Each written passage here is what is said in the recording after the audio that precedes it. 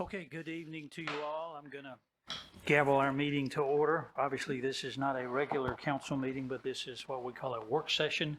So for those of you in the audience who may not be familiar, the agenda looks a little different this evening. And while we don't conduct usual business, we receive information, lots of reports this evening.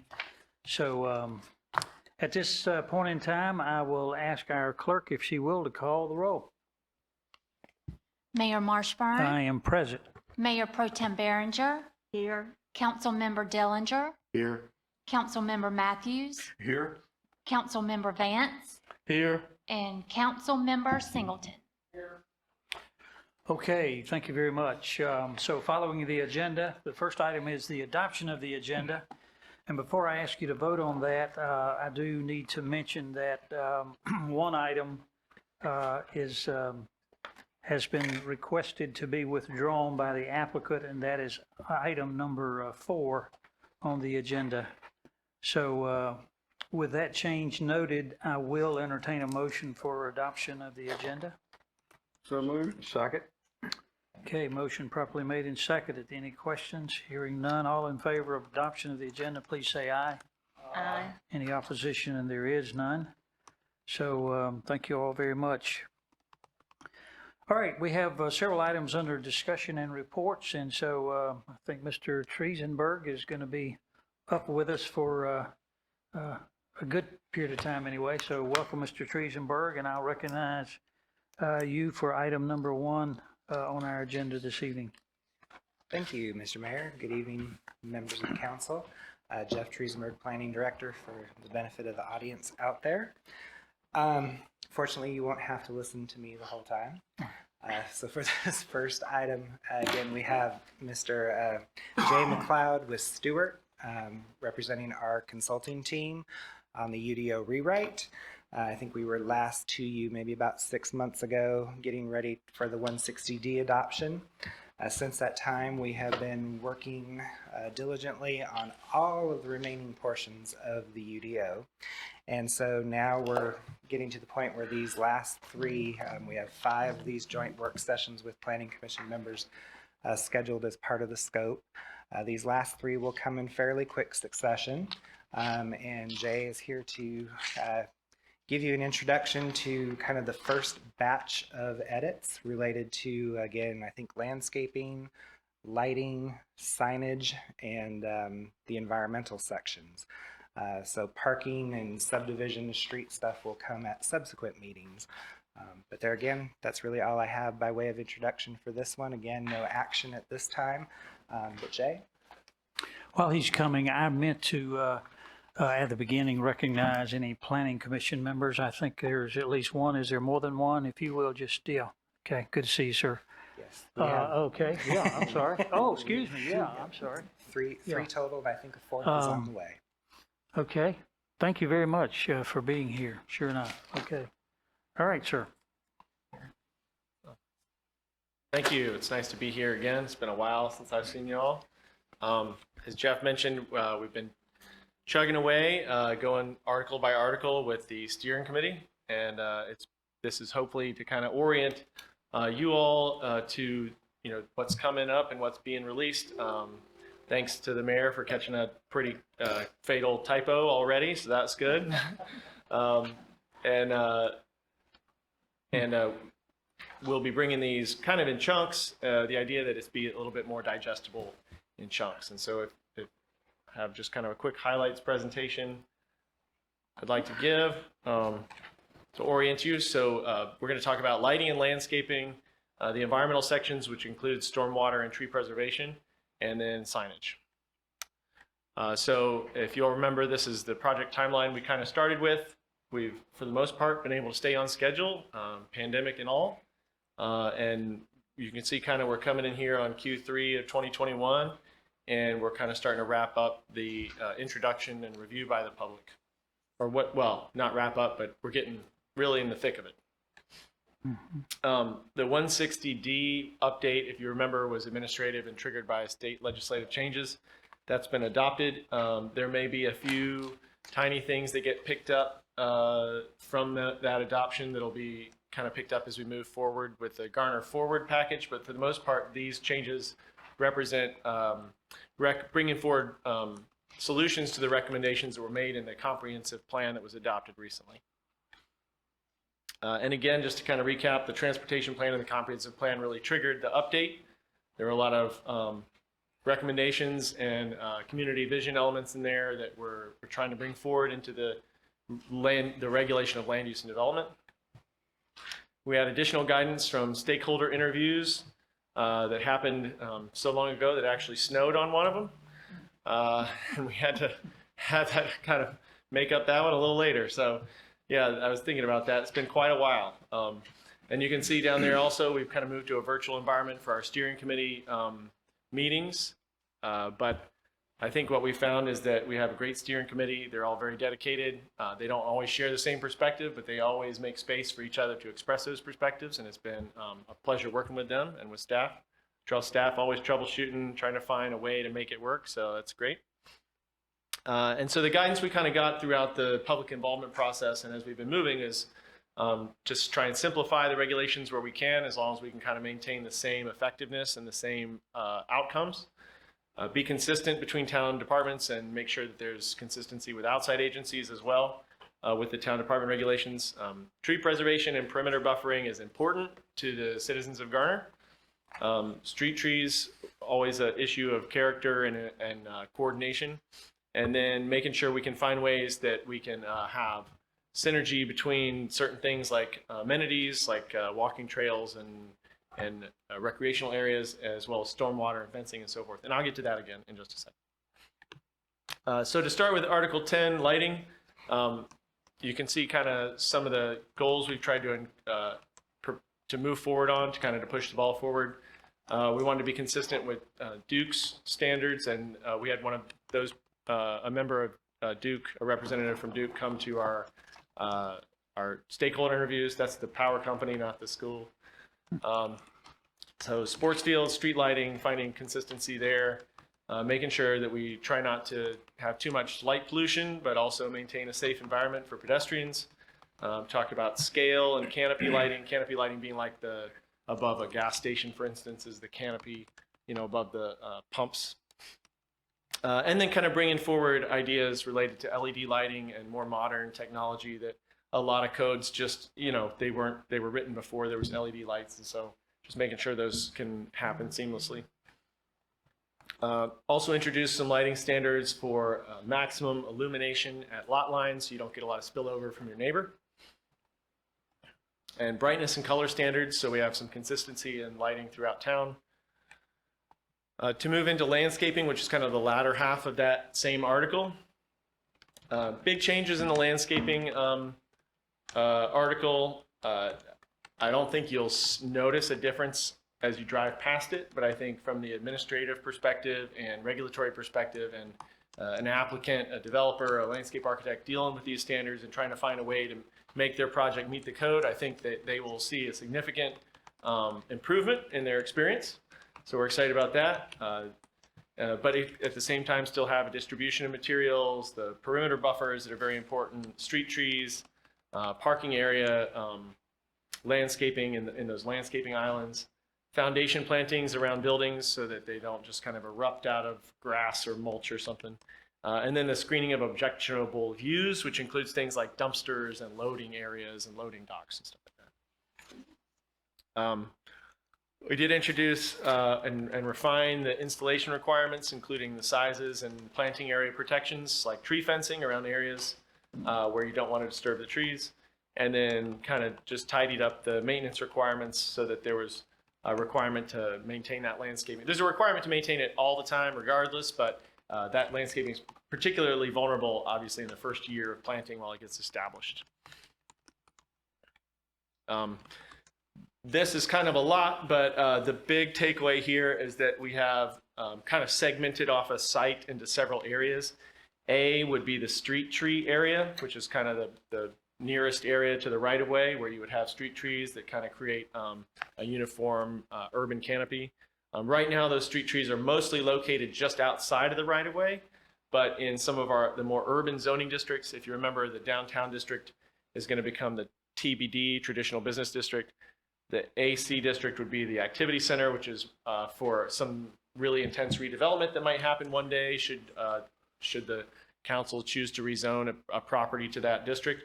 And then in the multifamily 2 district, which is more urban type of apartment area, we have actually made it so that the street trees can be moved within the right of way, which then obviously makes them the maintenance responsibility of the town.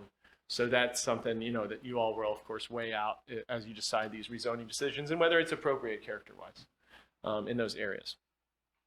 But there are allowances for administrative modifications. But I should get back to the graphic there. Then B is the perimeter buffers, which is basically where properties abut their neighbors. C would be the parking area, and you can see the trees and the parking islands there. And then D would be the stormwater area. The striped bit, the hatched area coming on the inside is what we call the site interior. And we have minimum standards for how many plants within based on the area of that. And then there would be a foundation planting around that blue building in the middle there. I guess it's blue or dark grayish blue, depending on what screen you're on. And as I said, foundation plantings and screening of objectionable views kind of round out that. So it's almost like a 5 or 6 prong approach to where we cover each area individually, but the sum equals the whole. And ROW is right of way for those that aren't super familiar with planning lingo. So with the perimeter buffers, we have kind of created 4 buffer types, which have differing levels of opacity as you look through them, differing height requirements and planting requirements per 100 linear feet. And it basically tries to mitigate the negative impacts that might happen between very different zoning districts. So if you're single family to single family, residential, not really a big deal. But if you're single family to maybe industrial district, it could be a really big deal. And you'd want to have more screening and more perimeter buffering.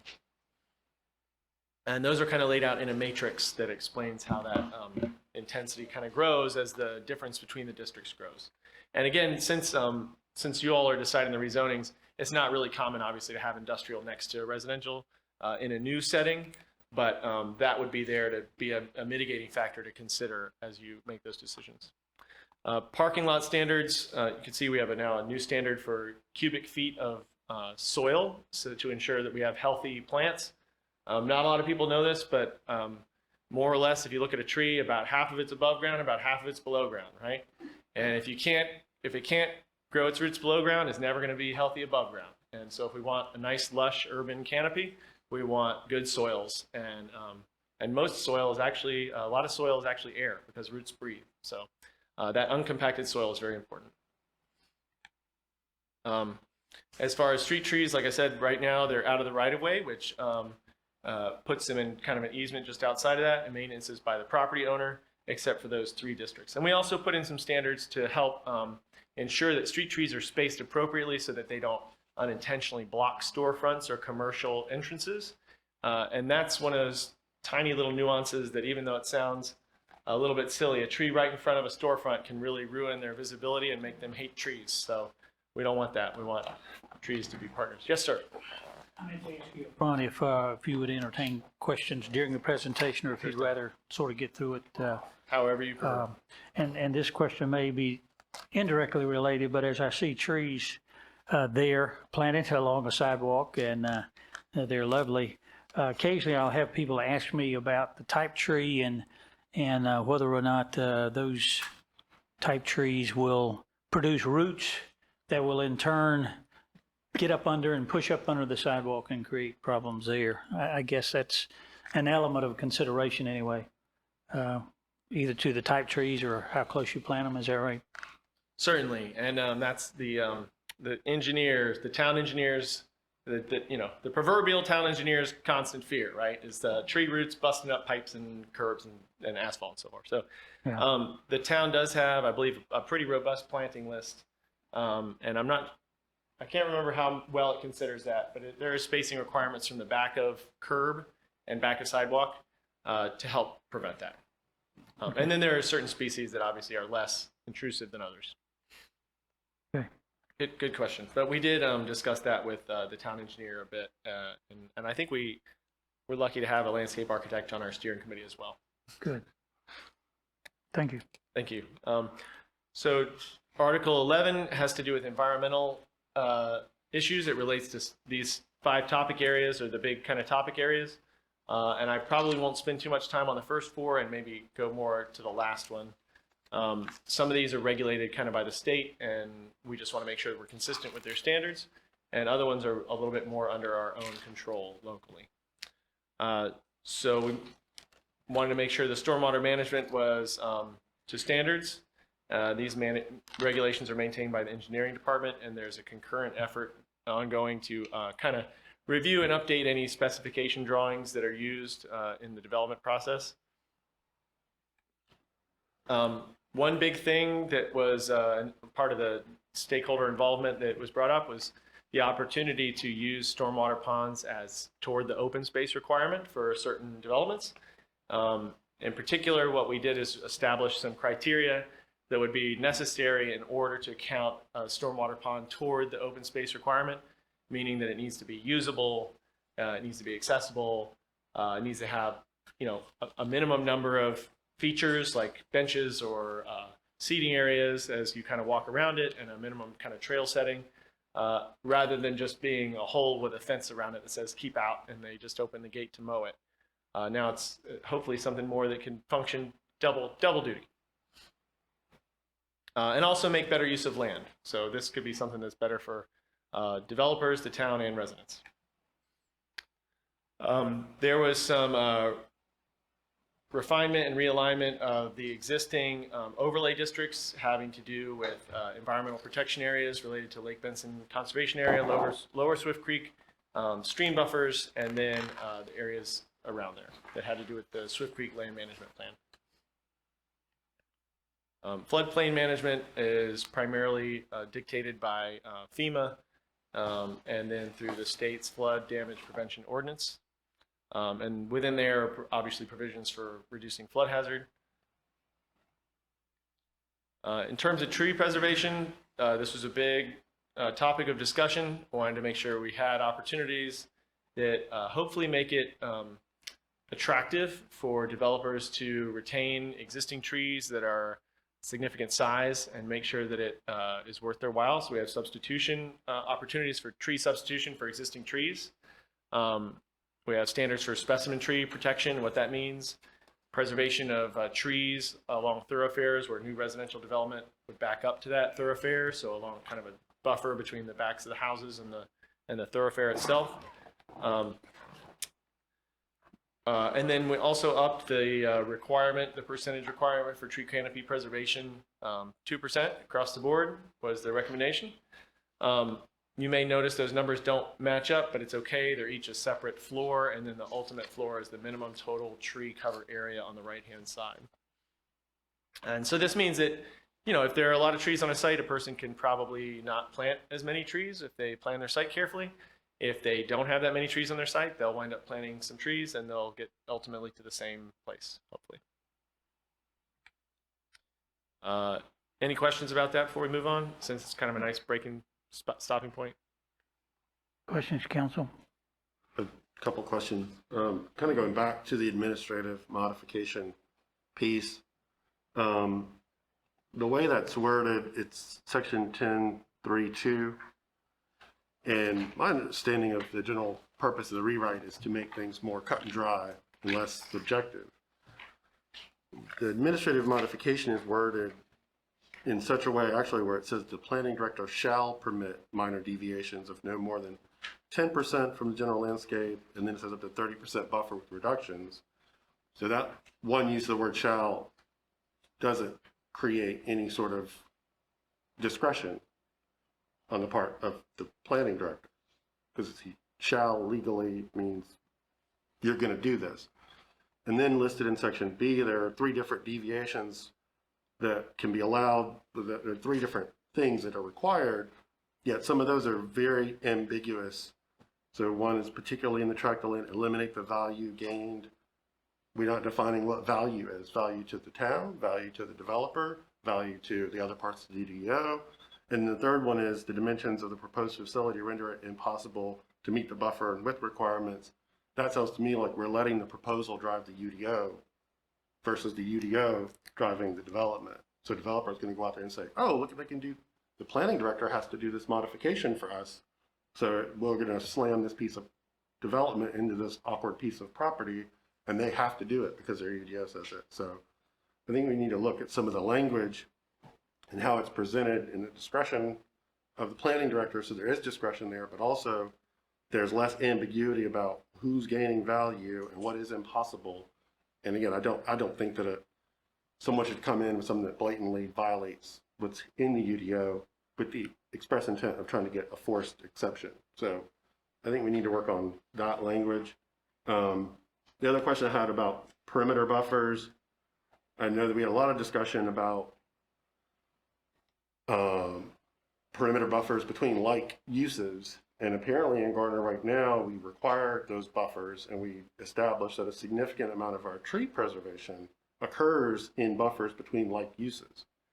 The chart I saw seems to eliminate a lot of those buffers, which would automatically sort of eliminate some automatic tree and canopy preservation.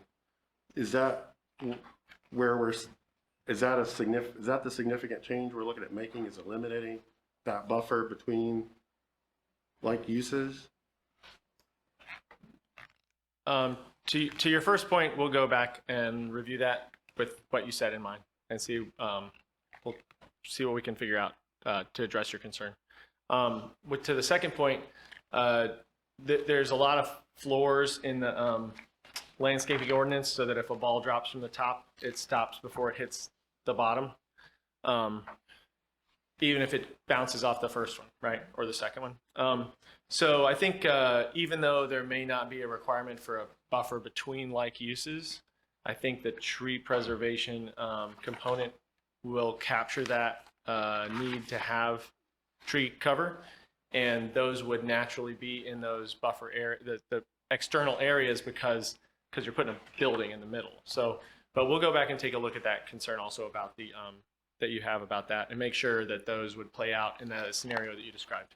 Yeah, because I think that when you drive around Garner, you see that those create a lot of great buffering and tree preservation. You go to Holly Springs, you go to Apex, and you end up with your residential abutting residential, and they just look like one big massive mass.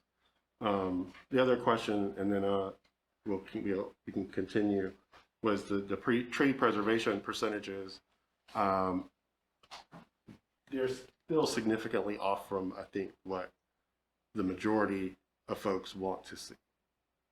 And when you couple that with the buffering change that could automatically eliminate some of that automatic preservation, I don't know that what we're going in the direction we're going is better than what we already have. But people are asking and asking about this tree preservation number, and the 30% is kind of way out there, but this isn't coming close to, I think, the direction we need to head. So that's my feedback so far. Thanks. Okay, thank you, Mr. Dellinger. Anything else from council at this point? I'm going to, I think it won't be too awkward to recognize planning commission members if they also might like to pose any questions. If you do, I will ask you to come to the podium so we can get it on video, but I'll give council first shot here. Anybody else question, comment? Are there any from any of the planning committee members at this point? Okay. Please just identify yourself. Yeah, good evening. John Blasco, Planning Commission Chairperson. First of all, Mr. McLeod, I appreciate all the effort on this. I've enjoyed being on the steering committee as well. I do echo Councilman Dellinger's concerns about the perimeter buffers, especially against like and like, as we've discussed. Doesn't have to be opaque buffers, but I do appreciate that. I think there's a lot of desire to have those trees between residential areas. But so he asked some of the questions I was going to ask, but in terms of the stormwater amenity, could you elaborate a little bit on maybe some of the specific requirements that would make it an amenity space? Because sometimes I'm worried that we have a half-acre pond, which really doesn't do much, but I want to make sure that we're going in the direction that where we have something that was shown in the slide, nice large, that could be an amenity, so could you just elaborate a little bit on that, please? Yeah, sure, absolutely. With the stormwater amenity feature, it was that there, I believe, needed to be, I'm going from memory here, but I think it was something along the lines of needed to have a trail or walking area of a certain minimum width around it, and then seating area every certain number of trail feet. So every certain number of feet. So it was basically ensuring that a person could walk around and have an outdoor space to kind of enjoy and, watch the turtles or whatever. It might not be able to, row a boat on the pond, but, you should be at least be able to walk around it and get a breath of fresh air. It was definitely not like a very, it was a passive recreation area. Was there a minimum size recommended? I would have to go back and check, but I don't think we established a minimum size. Right. So that's what you're thinking. You would recommend a minimum size is what you're I thinking. think so. A half-acre pond, people walk around in a minute. But there are developers who would, in a heartbeat, or engineers in a heartbeat, would make that an amenity area. Question. Okay. Okay, thank you, John. Anybody else? No? Okay. All right. Okay. Proceed. And now on to everyone's favorite, the regulation of the right to free speech, First Amendment. Always tricky, but we can still regulate bulk placement, just not content or messaging. So we added, we try not to change too much that was there, but what we did do was really try and bring forward the standards that were in some of the overlay districts, like the Timber Drive East overlay and so forth, and bring those forward. The idea kind of being that if it's good enough for part of Garner, it's good enough for all of Garner. And so we kind of looked and found the best parts of all the different areas that were being regulated and brought them together into one now. So to try and standardize that across the town. And these are the types of signs that we dealt with. And right there shows kind of the measurements. For those that don't deal with sign regulation a lot, it's actually a lot more nuanced than you would think, as you may or may not think. But you kind of have on the bottom left there, you have what we call monument signs, as well as the top diagram on the top right would be considered a post sign or a pole sign, but also kind of a monument. In the middle there, you have the gearworks would be a wall sign, and then you have some signage on the doors and windows that would be considered window signs. And then, of course, probably I would say one of the more iconic signs in town, but I think it's just art, so it doesn't really count as signage. But just want to point out that sometimes a sign's a sign, and sometimes it's not a sign, it's just a mural, and it's art. And so totally different altogether.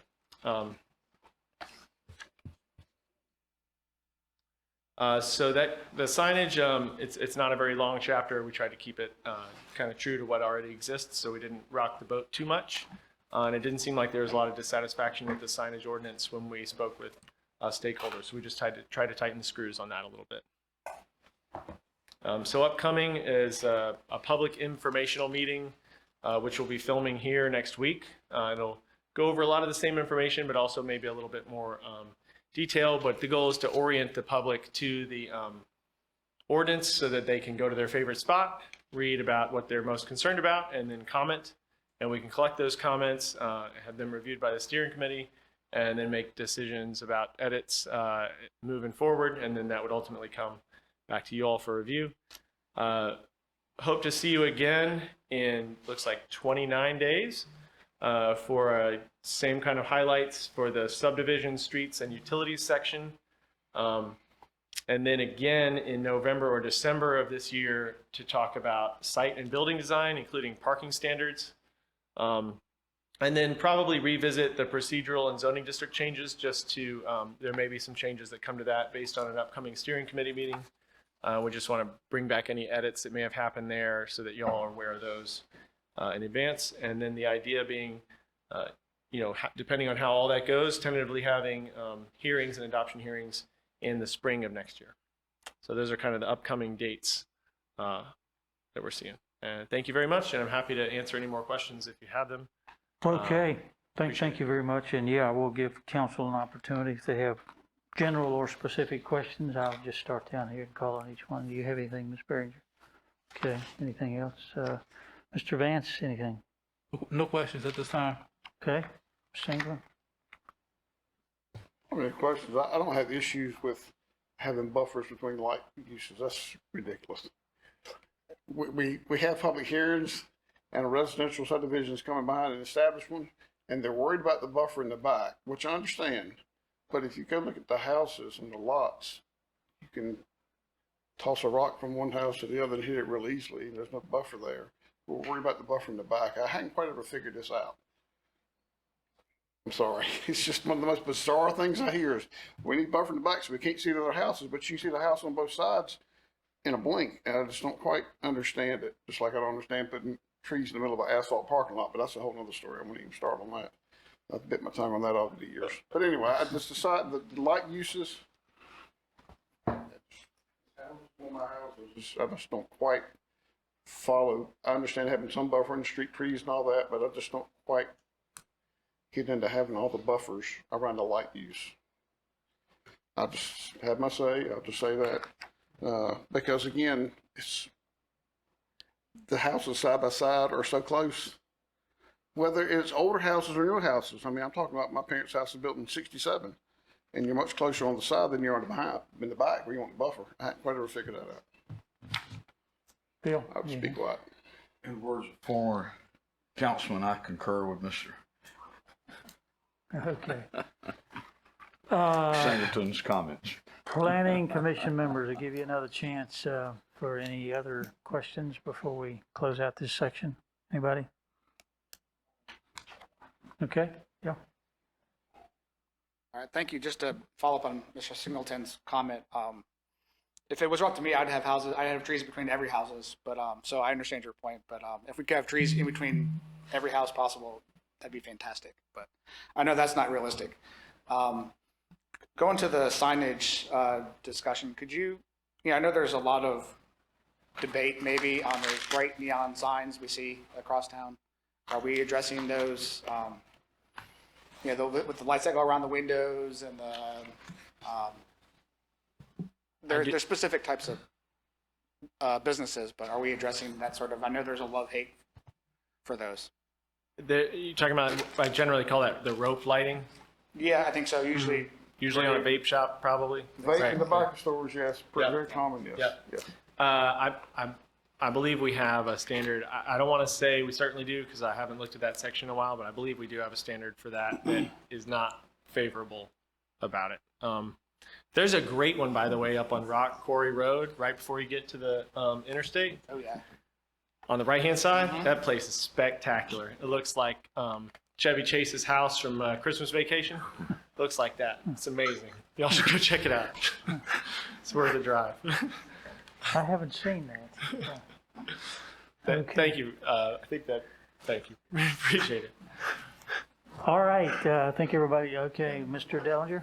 Just Give one you quick one more comment out of a lot of discussion we had in the steering committee. What we found is that a significant amount of our tree preservation happens by default because of these buffers that exist. So when you eliminate those buffers, you're encouraging developers to encroach into those spaces and then encourages them to just replant smaller, less long-standing trees. If you drive around Garner, older neighborhoods, you can see this where new ones are built along Aversboro, these other places, then drive over to Holly Springs, and you will not see that type of unintended preservation going on. The other thing that these buffers and this canopy produce, and including these trees over these asphalt parking lots, is it reduces heat islands over Garner. So when you have all this development on top of development, you get higher and higher temperatures, you have less tree coverage over roads, which they're getting hit by the sun, creates more heat, but also which intensifies thunderstorms. So if you watch thunderstorms develop, you'll see it happen all of this over downtown Raleigh, all over Cary, over the interstates, gets to Garner and dissipates because the trees are there to cool down the temperature. So it's actually a lot of other environmental and property preservation benefits because you reduce the intensity of a lot of these storms. So there are a lot of other practical reasons to have these buffers and this tree canopy. So. Okay, thank you, sir. I guess we're finished with you at this point in time. So Thank you. thank you very much, and we will see you again, I believe you said a couple weeks? Absolutely. Yeah. Thank you. See y'all Thank you again very soon. much. Okay, thank you, sir. Okay, I recognize Mr. Triesenberg again. I show presenters here, Peter Flutz and Bob Bistry. Are they here? Ms. Howe will introduce that, Mr. Mayor. I'm sorry. Ms. Howe will introduce that. Okay, yeah.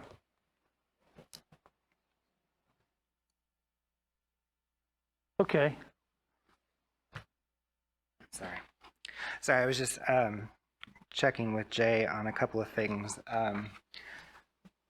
related to the last item. We do have a steering committee meeting still coming up for the UDO rewrite, and so some of these things related to the landscaping chapter we are going to have some more discussion about. So we're still potentially working on some of that, but we'll take what we heard tonight and see what we can come up with. Okay, thank you,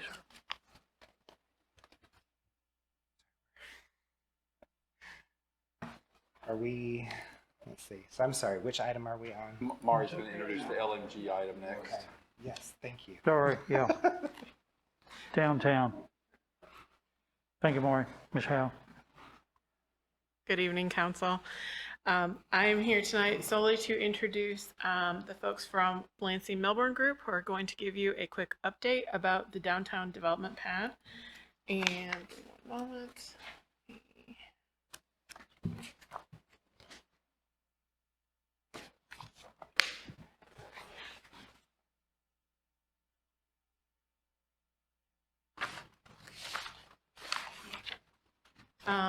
So tonight we have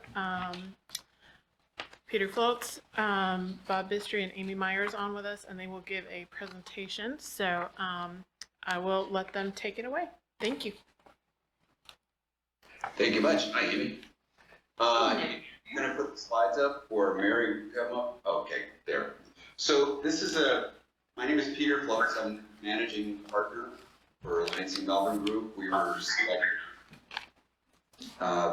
by your fine town in response to an RFP that was put out for development of the parcel next to the community center. I don't know if Bob is on the line. I'm sure it has nothing to do with the hurricane, but he has lost power at his house. And I'm on the phone, Peter. Thank you. And I will do my best to do this from the phone. I have the PDF in front of me on my laptop. I apologize for the inconvenience. Great. I'll try to take the lead, and we'll try to keep Bob to question if we can. But this presentation was given on the 12th, last month. We had what I think is one of the better community meetings I've ever had in my life. I've been doing this for 45 years, and I have to say the neighbors were great. We got lots of constructive ideas. And so as we go through this, you're going to see red boxes where Bob has added notes about what we heard during that presentation and what we will be doing going forward.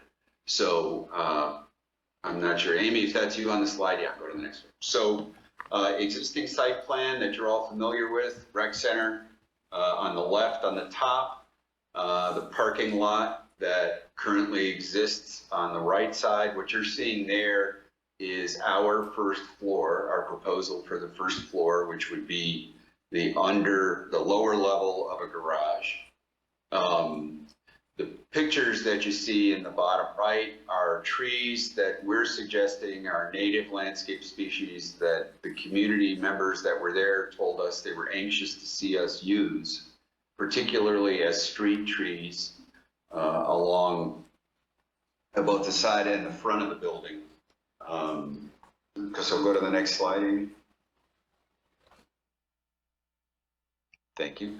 So this is the second floor, which is even with Main Street. The other floor was down lower, even with the level of Purvis and the rec land that's down to the south. This level is slightly higher so that you can have another floor of parking. We understand that one of the goals is to make sure that there's plenty of parking for the rec center. And so we've got a lower level and an upper level associated with this building. The gray that you see is the proposed apartment and mixed-use building that we would have on the parcel there. One of the comments we got from the public was to make sure that we included outdoor seating and some kind of restaurant uses along there. So we've got that noted on the plan. Go ahead. So this is the 3 levels, or 4 levels, but the right side is the upper 2 levels, which are exactly the same. Just to show you some level of detail, the lower level, straightforward parking with some area where there could be some connection over to the rec center that would be in the shade, out of the rain, easy way to get in and out of that building. The next floor up is a single level of parking as suggested by your consultants, Kimley Horn, in the RFP. We've now brought them onto our team to make sure that there's consistency in the thinking of what we're doing there. We're showing some commercial space along Main Street. Everybody in the room wanted us to find an ice cream shop to put in there. So for all of you who are listening, we're looking for an ice cream shop. We're showing right now the lobby of the building on Main Street to get up to the apartments, and then retail on the corner. It was suggested that what we might do by some of the members that were there was to swing that lobby around to Purvis next to that last unit and then have consistent retail across the front of the building. We thought that was a really great idea. We'll be looking at that in subsequent iterations of this. The plan on the right is typical for the upper floors of the building. It's a 3-story building right now that shows the units going across both Purvis and Main Street. Okay. This is an elevation of the building looking from across the street back at the outside of the L shape. The community center is on your right. We've not shown the coffee shop across the street because we wanted you to be able to see the building. Obviously, that would be blocking some of what you see here. But some of the comments we got from the community here was to make sure that we looked into some active use on the roof above what you see, those word lofts there on the corner. The image of the water tower is not, I promise you, we're not suggesting that we paste an image of a water tower on the side of our building. What we're trying to do there is show that we think that there's a spot there for art, and that we would like to think about incorporating art into the building somehow. And you'll see as we go on that that turned out to be a pretty popular idea. Go ahead. So this is looking from the rec field. Your community center, rec center is on the left. Our proposed building is on the right. Again, you see a panel there with the water tower on it. That would be the idea for bringing some kind of art up on that level of the building. If you notice below sort of that gray shaded area on the lower level of the parking garage, what we're suggesting there is some kind of screening. Some folks, Bob stuck a picture in here so that you could see, some folks were suggesting perhaps a green wall. You'll see later on we have some imagery for screens that have art on them that we could do there. I think we need to look a little bit about whether or not things will live there in that shady spot. Go ahead, Amy.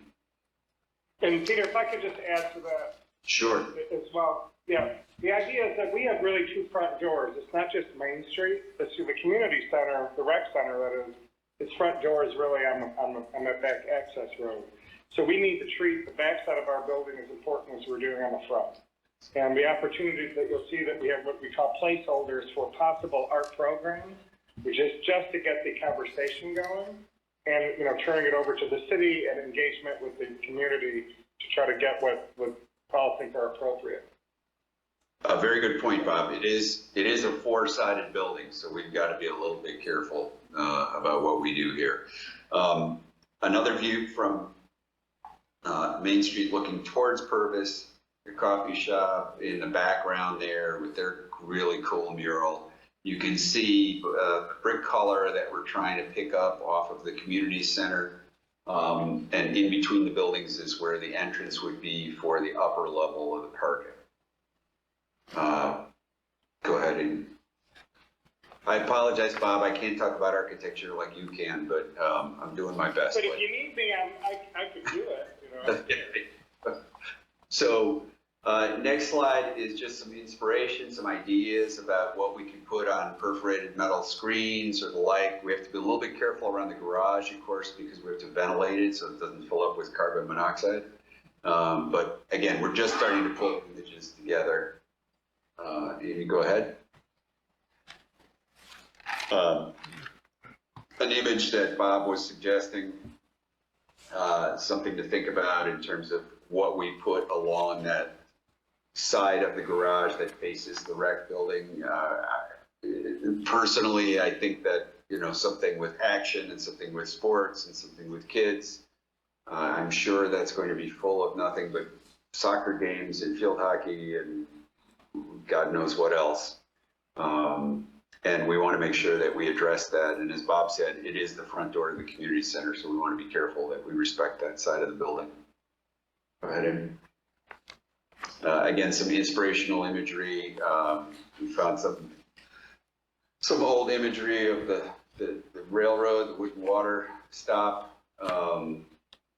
in Garner. On the right side, what you see is some imagery from a product we've actually used before, where you can take this metal screening and by changing the diameter of the holes that you drill in it or changing the direction that the holes are drilled, you can create images. You see on the bottom that image of a forest that's sort of placed into that. That's not painted on there. That is simply by changing the density of the holes, you have an image that appears.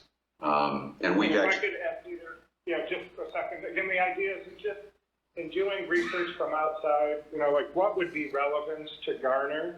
And, you know, we did read that the railroad, you know, came through town before there was a town there. So maybe there's an idea of that as the inspiration for some of the artwork. There was discussions about metalwork, you know, metal fabrications can be done locally by local artists. And so the next slide shows, Amy, if you could switch it quick. You know, maybe there is imagery of the machinery or technology that sort of drove that origin of what is downtown Garner now. But again, that was just one direction. The other was the more community-based that we heard from, you know, our outreach meetings, that, you know, maybe it should be choreographed more with local artists about community and connection. And there was a term used, the intersection of, you know, Garner's history and community, which is, you know, intriguing. So that's what these slides represent. That could be, you'll love this, Peter, but stitched into the architecture of the building. For example, the rails around the balconies could have this sort of artistic approach. But that's what this represented. Okay, thanks, Bob. So that was the extent of the slides that we had showed at the meeting, and it was I have to say it was a lot of fun, and it turned into what kind of ice cream store are we going to get, and what kind of art are we going to put on the building? I think short of that, I think we hit the mark on most of what we were proposing, and we're bowling ahead right now with design, starting to put together our financing, and the intent right now, we're on a schedule where we'd like to be breaking ground somewhere late in the first quarter or early in the second quarter next year. So with that, Mari, I'll hand it back to you, and then if there's questions, Bob and I and Amy are here to answer. Peter, would you be willing to talk a little bit about the mix of residential units that you guys are proposing? You know, I'd really love to. Sure. Amy, do you have? I'll pull that up, Peter. Yeah, give me a moment. I'll pull it up. I'm going to let Bob answer it. Just need a second. You guys want to go back a couple slides to where your floor plans are?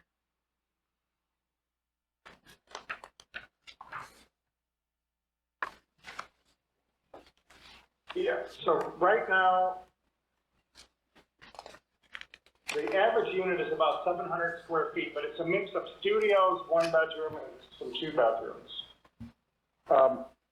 It's about 35% studio, about 50% one bedroom, and about 15 or so percent two bedrooms. And Peter, you probably want to go over the strategy that, LMG has developed to bring, achievable housing to various communities. Yeah, so one of the things we try to do is, and we kind of opened our presentation with this, our intent here is to build a product that can be lived in and afforded by working people. That's everything we're doing is centered around that. And we do that a couple of different ways. One is we nearly exclusively, I can't say completely, but nearly exclusively deal with public-private partnerships where we have a partner sitting next to us, usually a city, sometimes a university, who has the same goals that we do, and that is to bring housing to people who work in the town, for the town, whether it's firemen, policemen, people who work in the city, nurses, radiology techs, let her work in a Target, folks that need a place to live, but are very, very quickly getting priced out of the market. And so we do that a combination of ways. One is that we will try to stay under the average rent in the market by gently building a unit that's a little bit more efficient and a little smaller than what other people are doing in the market. And then what we do is we work to amenitize the space, either by having public facilities nearby, like here where you've got the community center, or like the work we did in Kannapolis, where we were able to work with the city to build a public parking garage under our building, and then we used that as a deck to build pools and yoga areas and dog parks and the like that the city helped us pay for. We generally do not work with federal housing programs. That's not what we're interested in doing. We're interested in helping people who work for a living, make money, but in normal times we'll probably be able to afford something, but today can't.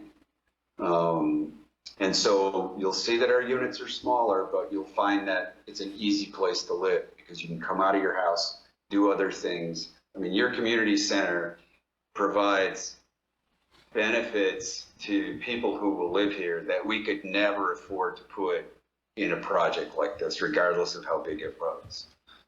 So it's a pretty exciting proposal for us. If we could start tomorrow, we would, but we've got to get through the process, of course, and that's what we're looking forward to. Great, thank you. Council, we're happy to take any questions. Okay. Yeah, thank you. Thank you for the presentation. Very, very interesting. So I'll go around the horn here and start with Mr. Vance on my right.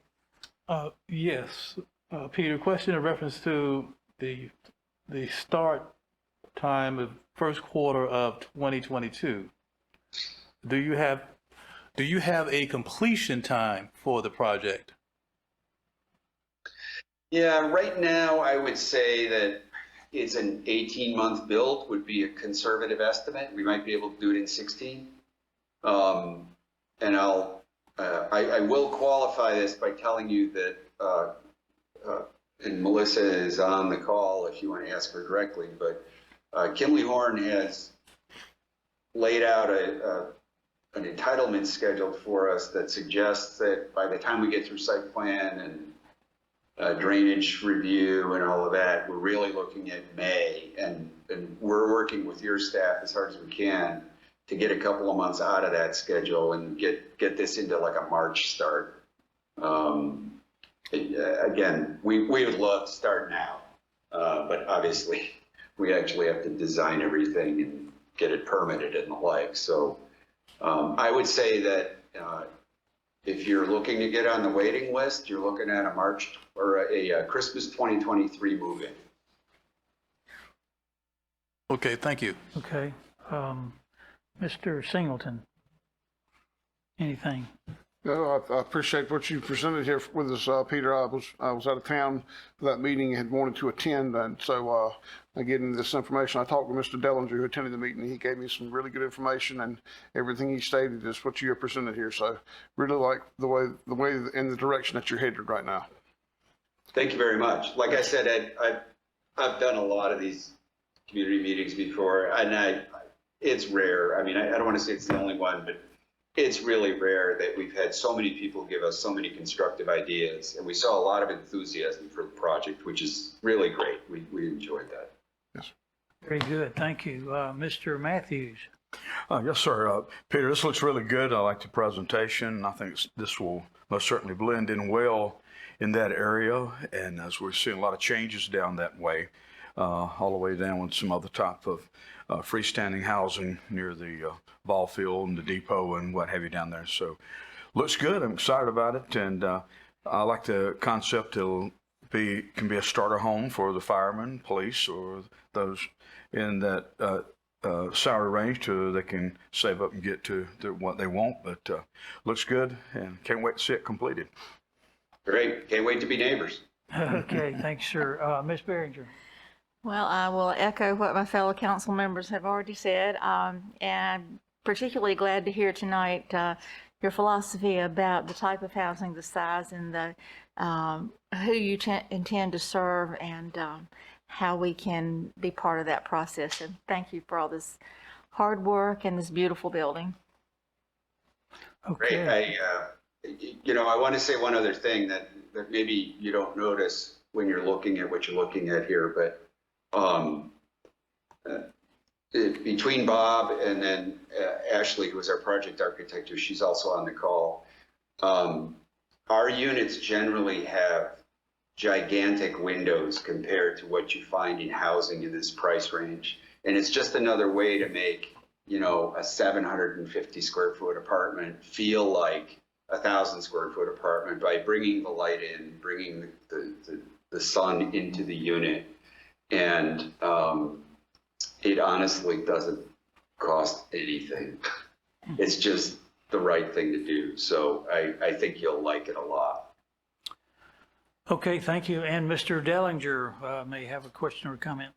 Just a comment. I think, through the community meeting and engagements, and I think Mr. Singleton, we were on the recommendation for choosing the developer. We are reassured by the selection we made, your approach, and I think you're really modeling being a great developer and not being afraid of the public and taking that feedback. And it was a good meeting. It was about 24 people there.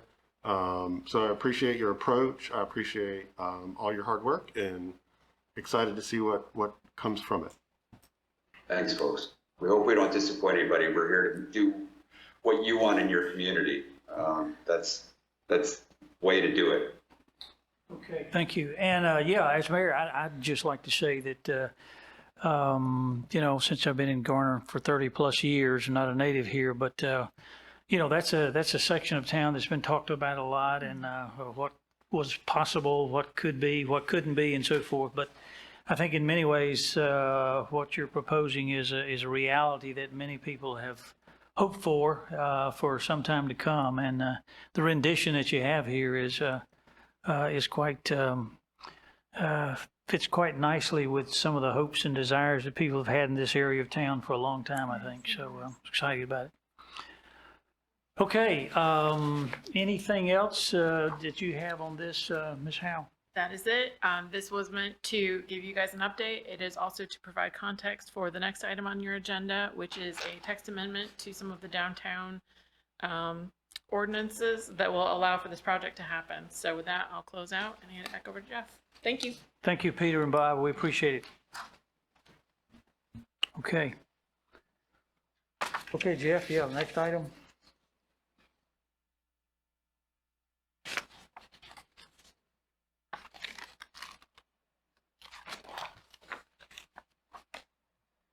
All right. Thanks, Murray, and thanks everybody online. I'll I'm sure they'll be staying on to hear how this next discussion goes. But as Mari noted in the development team, we've had several meetings with them over the last couple of months to talk about some of the challenges that the current UDO has in bringing about this style of development for downtown. Most of the issues that we've run into relate to the landscaping ordinance as it currently is, which admittedly is very suburban in the way that it's designed now. And while I think there's probably, we're moving in the direction to allow it with the Garner Forward rewrite that Jay brought forward, that's a whole kind of retool of the whole approach. As you recall, the new ordinance at this point would kind of divvy up each section of the site and then just address that particular section of the site at one time and holistically. The way the current ordinance works is there's a lot of different requirements, and they all each have divide up the site their own way. And so sometimes they match, sometimes the areas overlap, and sometimes they only address part, and then there's a section of the site that's actually not dealt with for that particular requirement. So it's very intricate. It has worked well. I think it gives, in the end, you do get a pretty good product out of it. So I really had to put my thinking cap on and put aside what we're doing for Garner Forward and focus on how the ordinance works currently and how can we tweak the current structure to work better in these very select areas where we want to have more of an urban setting.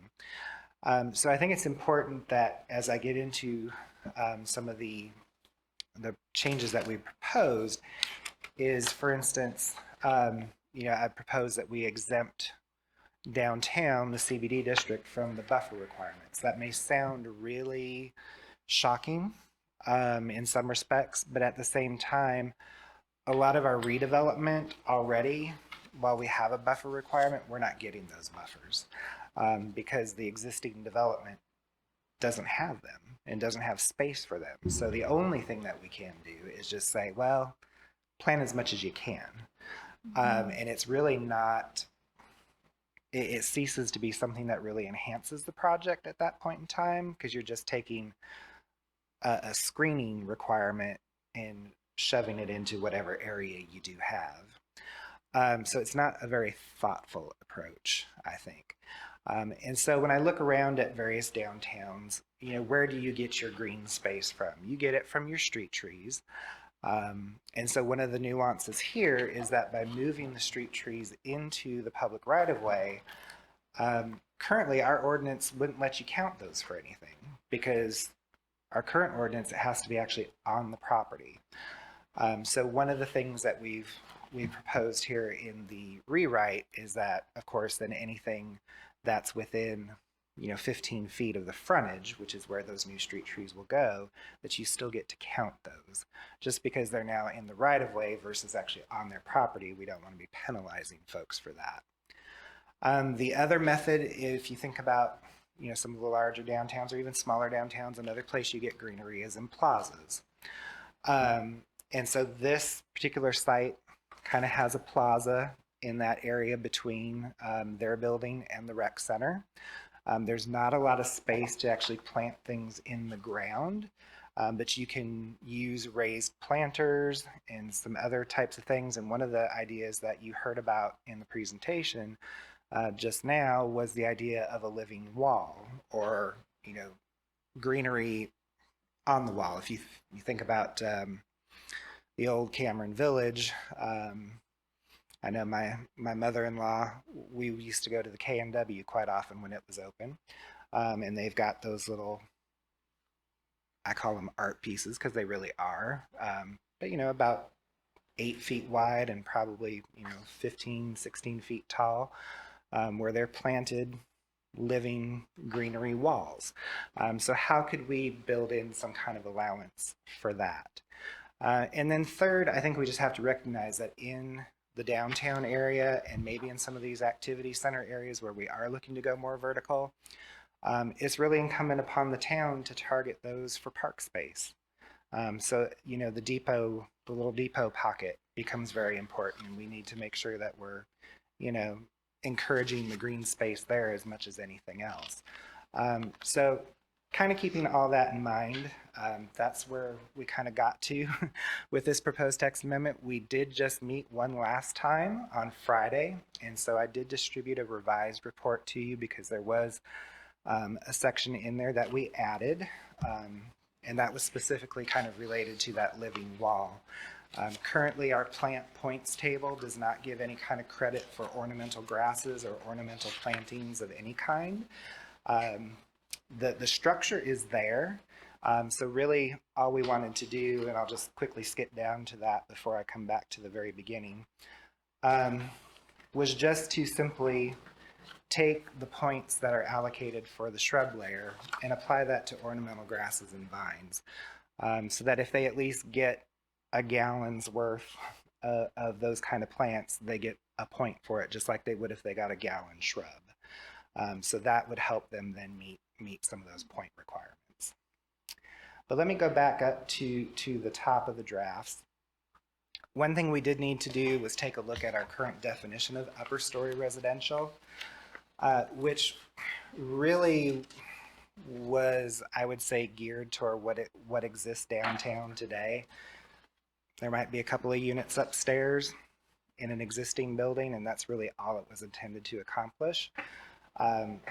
It was very restrictive and would not allow the number of units that this proposal would like to give, so it really kept buildings down in height. It does not allow you to go up the way the definition currently reads. So we propose that we take out some of the percentage caps on there in terms of land area, so that we can allow ourselves to go up as much as we want to, and are comfortable doing so. So that was the first proposal. The second then was in the standards for the CBD district. Currently, this was the only district where the corner side yard requirement was greater than the front yard requirement. Every other district, we either look to mirror the two. So if a property is on a corner, you kind of want both frontages to be the same. In some cases, I think in the industrial districts, the corner side could actually be a little bit smaller. But for some reason in the CBD, we had an allowance to bring the building right up to the street on the front, but then you had to have this 20-foot side setback on the opposing street. So again, it didn't really seem to match the overall intent of the ordinance. So again, we would propose here that we would match it, and that there would be no corner yard requirement, just like there's no front yard requirement. The other item is that there would have to be at least 3,000 square feet per unit. So again, if you think about dwelling units in lot area, that's going to keep you from going up, because to add more units, you've got to have a bigger parcel. Well, that doesn't work with going vertical. So again, if that's the direction we want to go, we would then eliminate that for residential.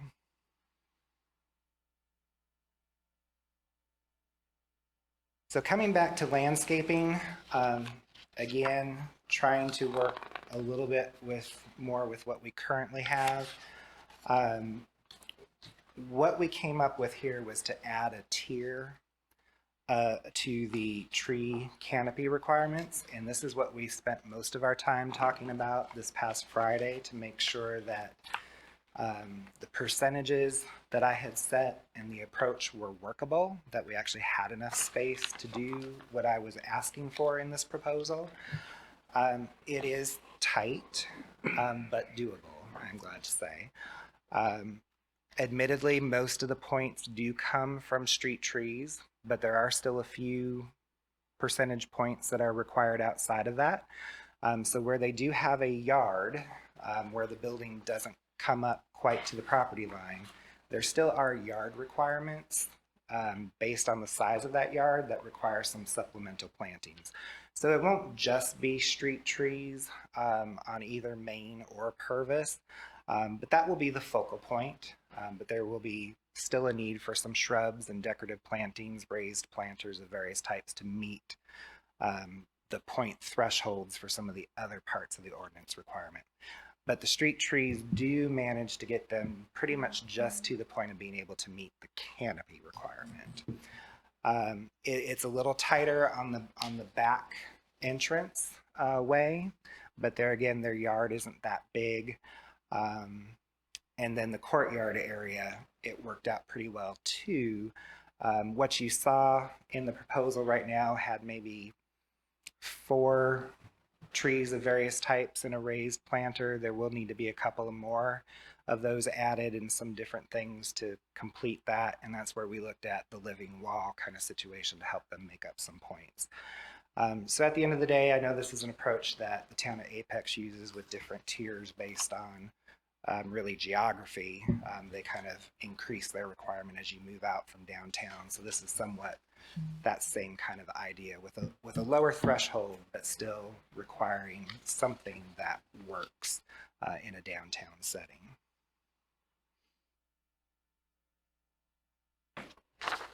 We talked about adding to the point table, and then finally, as noted, the buffers. Really, we just need to give an exemption to this, I think, because again, we're not getting them now.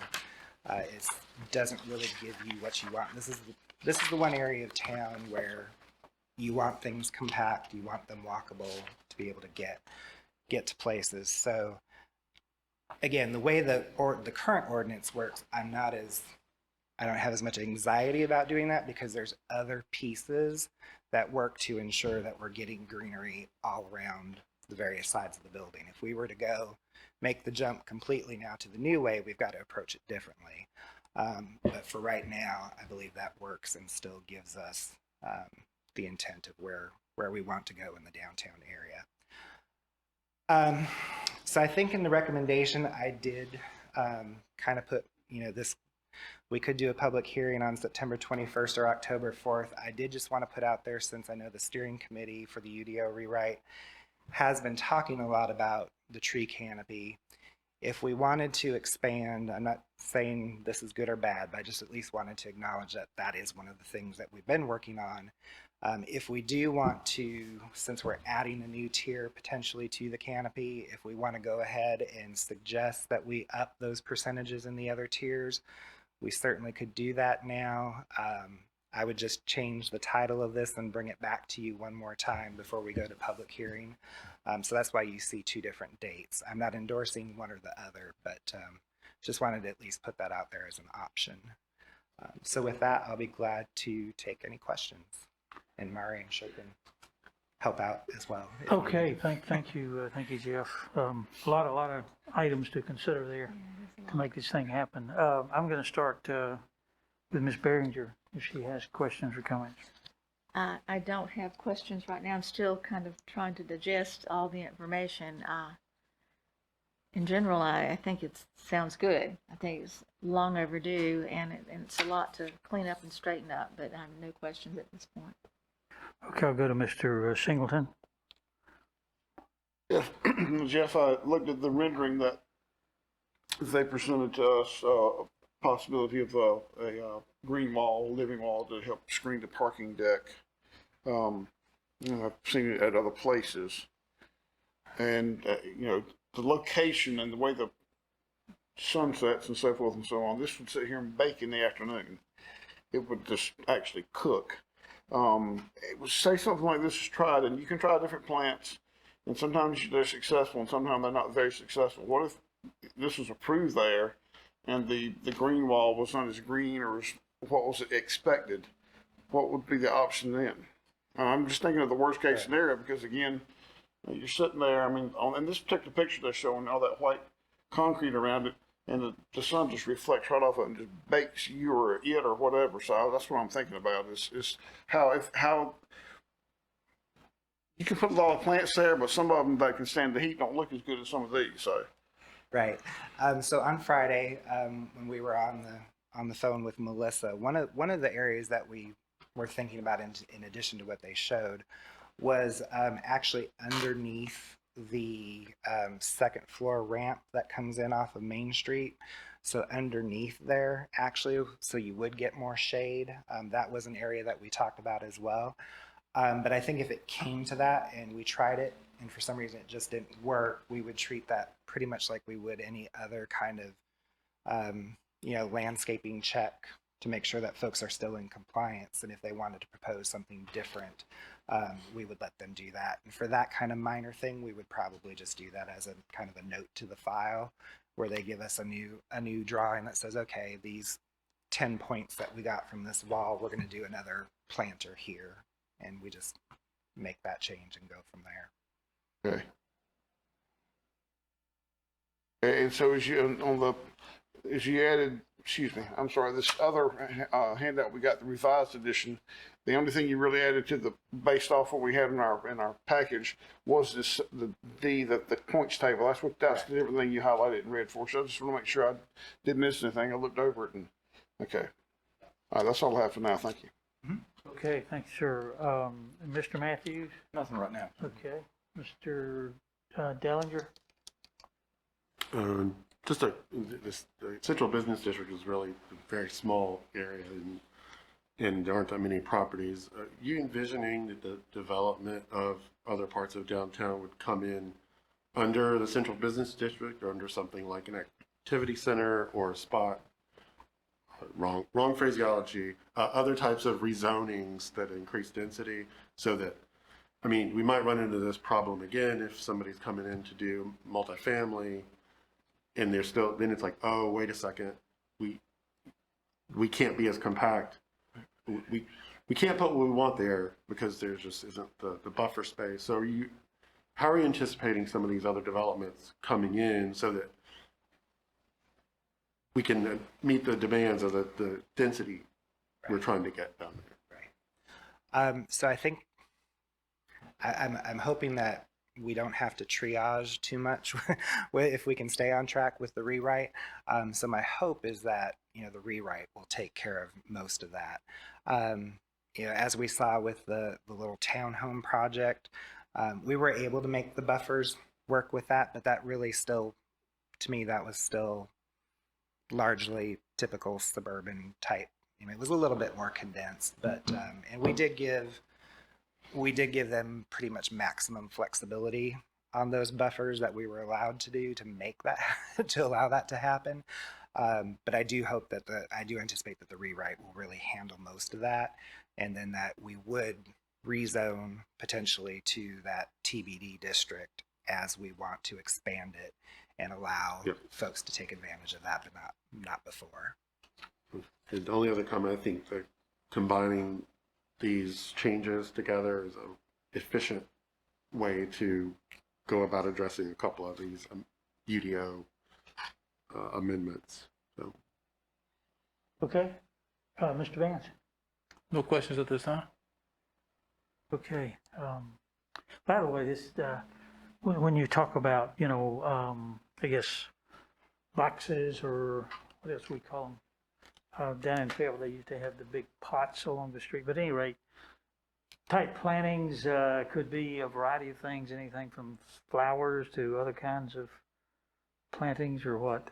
Part of the reason I ask is my wife and I travel, we go into some of these cities and other places, and they have some lovely plantings along Main Street or wherever with flowers in them that somebody takes care of. Sometimes they're elevated up, sometimes they're more on the ground, but I think they really dress up an area. But again, you got to consider the climate and so forth. But go ahead and answer my question if you can. Yeah, currently we don't give any credit for what I would call flowering annuals that have to be, dug up and replanted on a seasonal basis. I totally understand what you're getting at. Where I grew up back home, granted it's Pacific Northwest, so you can pretty much grow anything out there because it doesn't get too hot. They had the hanging flower baskets all around downtown off of every pole imaginable. Mm-hmm. I know we've talked about that in the rewrite, if there's any way to kind of try to encourage that. Yeah. but as of right now, there's not been really any credit for that other than them just having, extra kind of, these landscaped areas that at least have to have ground cover. Right. We can talk to them about, upping up the ante a little bit and not just doing, crawling, creeping juniper Right. or mulch, and actually doing some formal beds. Sure. Okay. Mr. Mayor, one other quick question. How does, and this will show what I don't know about our existing UDO, how does this relate to fee in lieu of parks and things when you're doing development in this sort of vertical way and on parcels that you're basically not going to include any sort of park? There's not an option there. How does that balance out, or is it affected at all? So in those cases where they're not doing any kind of dedication, whether it's for actual, what I would call a traditional park or even a greenway, then they pay that full fee in lieu. Is there any precedent for partial exemptions or reductions when there is not in any way possible to make that type of dedication? Not that I'm aware of. That actually came up recently in a discussion about, I think, a past habitat project. I can't remember. I know some fees were waived by the council for that, but I don't think that the park fee in lieu. I think some of the building permit stuff was, but not any UDO fees. It might be something to discuss in the UDO meeting when you're talking about trying to get rid of buffers and create density that, you can't do what we really would want rather you do as far as local park and preservation. So I'll make a note of that. But thanks. Okay. Can I jump on that with Mr. Dellinger? This has nothing to do with the Central Business District. And I mentioned this to Chef before months ago, maybe a year ago, is that there's a townhome project got built beside where our office is. No park space. And there's a green space behind us in the Garner Family Positions that nothing's been ever built on, and that's where they play. So they pay the fee, but there's no park. I mean, to get to South Garner Park, when these kids are 8, 9, 10 years old, you may not want them crossing Aversburg going to South Garner Park. So we built and allowed some of these things to be built, but there's no place for them to play. And if you look at the apartments across the street that the Heather, it's not Heather Springs, that's escaping me anyway. Heather Woods? Not Heather Woods, no sir. It's Heather Hills. Anyway, that'll come to me in a minute. But whatever the case is, the fact is they don't have a place to play, and there's no dog park. And so they use that, and the people that use it clean up, and the kids out there play football and soccer, and they don't have any trouble with that at all. Don't have any problem with that at all. But the fact of the matter is they've had to come to somebody else's property, but just had never been developed and it's left green to play. And so now this is a little different because it's central business, I understand. I know the meadow happens to be there because that's what we wanted for for programs and for camps and performances and whatever else. But just tapping on what Damien said is that's something we got to look at. We can't keep cramming all these projects and there's no green space for somebody to do something because some of the parks aren't that close. Again, South Garner's not that far. But the fact of the matter is you want 8, 9-year-old kids out there by themselves to go to that park. Or 10-year-olds, some of them are older than that. I mean, I've seen adults out there playing tag football out there before with like parents and their kids. Boys and girls. So when you brought that up, it made me think that's a real, I don't say it's a flaw, but the fact that they don't even have a place to walk your dog.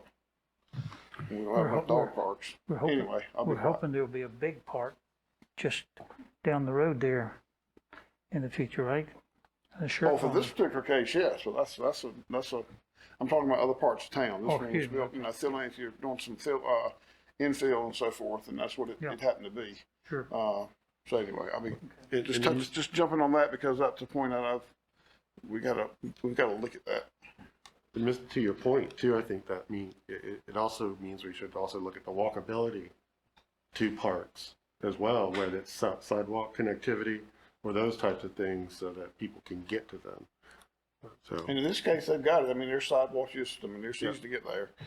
In this particular case, those sidewalks are there. It's just that I think it's probably too far forward. You won't let those kids go out and play by themselves. Phil, I believe you had a. Yes, sir. Which day do you think might bring us back to? So you had two suggestions, yours. You have a preference? Yeah, I do not. It just depends on if we want to add in those tweaks to the other two tiers. That steering committee had already been talking about doing something, but I leave that up to y'all, and Mr. Dellinger and Ms. Behringer know most about that since they're have been on the committee. You know, kind of let that settle. I don't have a problem with setting it for the later date. That was I think it makes sense to give the steering committee a chance to look at it, and it's not going to impede anything else, so, okay. Okay. So anything else for Jeff or Ms. Howe? Not for this one. Okay. One comment I wanted to make about what Damien, Mr. Dellinger brought up about how this could help other projects. A lot of the times when we bring text amendments specifically for CBD, it is often to help a very specific project. And what I wanted to add for this one is that while this will obviously help the LMG project move forward, and that's why we're doing it, and it's a bit time sensitive, we're kind of at the first point where there are a couple projects on the horizon that this might help. Now, those projects might not happen until the new UDO is in place, but in case they do come, I do think that it will help them. There are a couple parcels that are on Purvis Street that they are, that, as I'm aware, their intention to develop is sort of mixed use or things of that nature. So I do, when Jeff and I first started talking about this, you know, rather than kind of just minimally tweaking it, I asked him to consider that, you know, some other projects may be coming in the pipeline that would benefit from the, you know, the plantings being changed a little. And the reason I bring it up is just that prior to now, every time we've had a project in downtown, it, as Jeff said, has been typically dealing with an existing building, an existing footprint. So there hasn't been too much need to tweak it, but these projects will be new construction. So the great news is that this is the first time in a long while that we've had new construction in downtown. And I'm glad that we will be considering these things that will make it easier not only for this project to happen, but for other projects to happen that might have been put on hold for a while because they may have had a more difficult time kind of matching the existing UDO. So I just want to say thank you for considering this. And I think, as Jeff said, regardless of the date, we should be on track. Our goal is to have this complete the text amendment project by early November. So that's kind of the timeline we've given the LMG folks so they know as they're getting ready to prepare their site plan submittal. And they're on the line. I don't know if they have any comments that they'd like to share either, but or if you have any questions, Melissa Brand with Kimley Horn is on as well. So. Okay. Any comments or questions, I guess, from Kimley Horn? Okay. The recommendation, council, I believe before you is just setting a public hearing date. October 4th have been suggested. Somebody want to put that in the form of a motion and we'll just vote on it. Make sure. So moved. Okay, moved and seconded. All in favor of the motion to set it for October 4th, please say aye. Aye. Okay, and it's unanimous. So that's what we'll aim for then, Jeff. Thank you. Thank you very much. Okay. We are now going to, I guess, item 5. Are you still up with that one? Community. You're earning your money tonight. Yes. Alrighty.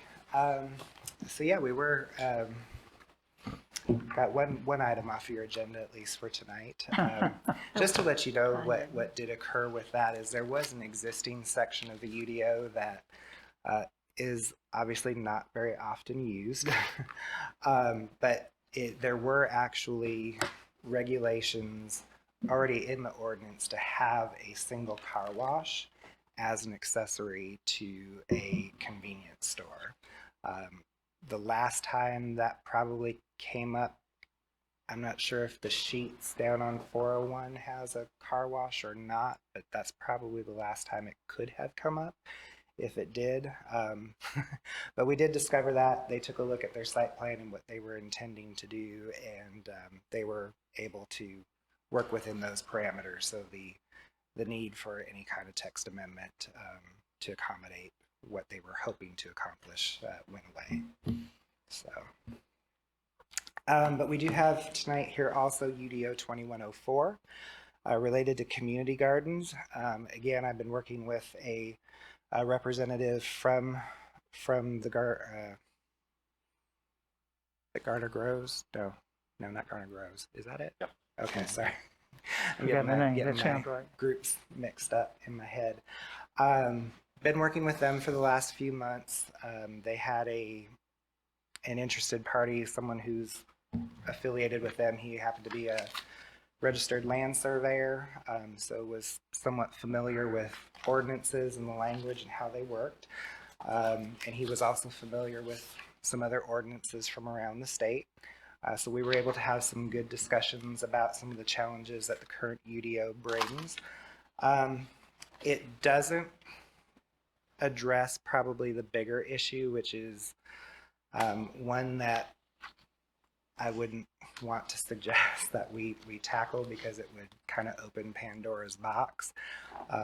And that deals with establishing, a new use on a piece of property. There's a lot of things that come with that, and you want that to happen in most every case. However, it does get to be very daunting and very expensive for someone who is looking at doing this kind of use, which is pretty inexpensive, not a lot of, overhead to get it up and going type situation. But, there are frontage requirements on almost any road in Garner, unless you happen to find a piece of property that fronts on a street that is already curbed and guttered and has sidewalk on it. So that is one of the challenges that they've been facing. But beyond that, there were some other things that needed to be addressed, and most of those were because we didn't have a community garden as a specific use apart from just general agriculture. So as you might imagine, having a large agricultural operation is one thing. Having a little community garden is a totally different scale. And so a lot of the regulations that relate to agriculture generally really were probably, overkill for a community garden.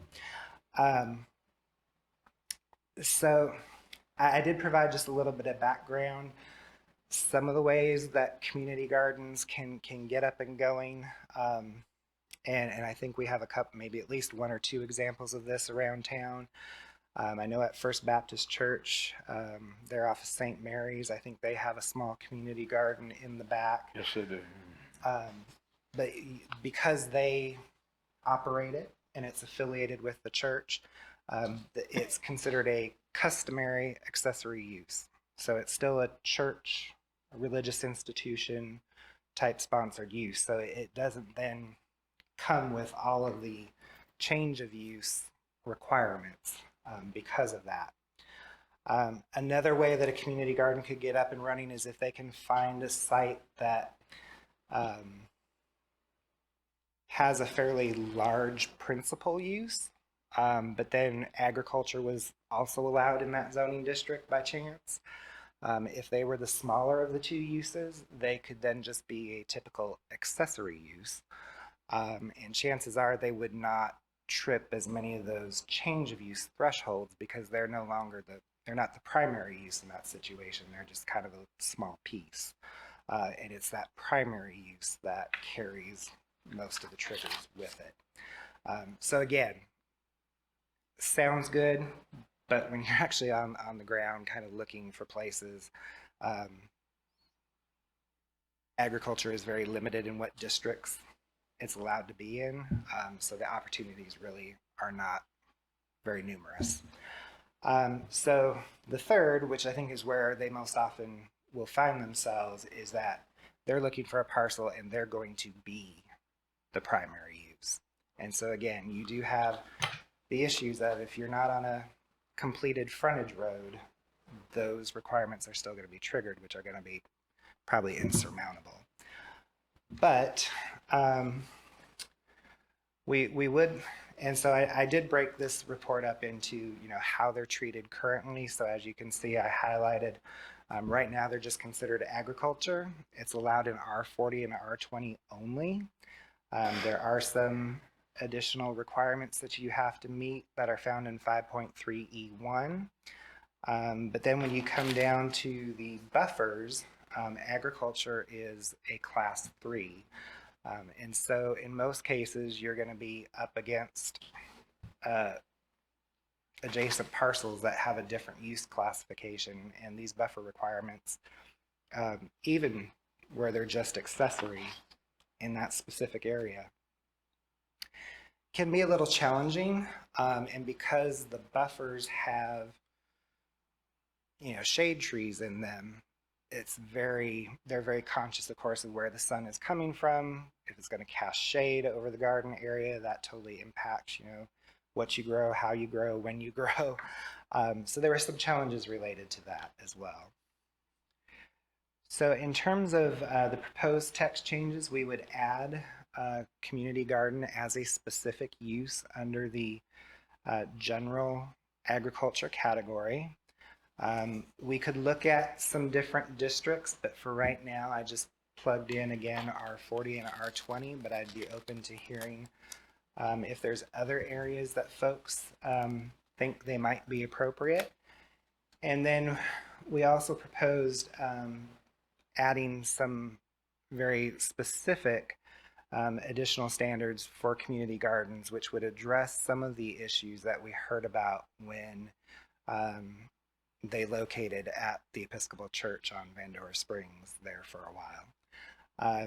And so you see those there, that all materials used in the operation of the garden shall be stored within a building or a screened outdoor storage area when not in active use. Again, the screening requirements here for those kind of uses are just up to 6 feet tall. So we're not talking about, tall trees that are going to have shade issues. Again, all outdoor storage areas shall be screened from view from a public right-of-way or an adjacent property. Here again, we would give them some flexibility to either do it with landscaping or with a solid fence, or a combination of both, which is something that we do for a lot of other uses currently. And then 3, that all storage buildings and outdoor storage areas shall meet the primary structure setback requirements for the district. Again, some of the concerns previously when they were operating without approval was that the mulch or the composting pile was too close to the property line. The place for the discarded pots was too close to the property line. So we want them to keep that stuff more in the middle of the property so as not to infringe on others. And then going down into the buffer chart, we proposed, after we talked about it, that including it as a category 2 would probably be more appropriate. It would give a thinner buffer requirement. There would still be some trees, but it wouldn't be as many. And when we looked at the different options for ways that they could design it and minimize it, there were options for them to work around and still meet the ordinance, but not have as much vegetation to deal with in terms of the shading and how that was affecting the growing area. And then finally, we added a definition of community garden. I'm still working with them on this. This one actually comes from the Raleigh UDO, but they do have one. The gentleman that I was talking with, he had to get taken away from being able to devote a lot of time to this at the moment, but he's agreed to come back to it. But we do need to then just kind of make sure that we have a good definition of community garden. I do think this one works pretty well, but he did kind of have his sights set on a couple of others that he thought might work better. So the goal would be to have those in time for the public hearing if we're going to change that. But I do think this one, to me, seemed accurate, and it didn't say anything that was objectionable. So again, that's what we worked out in terms of some of the nuances that needed to be addressed. Again, it still doesn't really solve the bigger issue regarding frontage improvements and change of use. But hopefully if they can find the site, it does make the site easier to put it there without having to worry about what they had to currently. Okay, questions for Mr. Triesenberg? Anybody? Phil? Gray? Down here. I have just one, Jeff.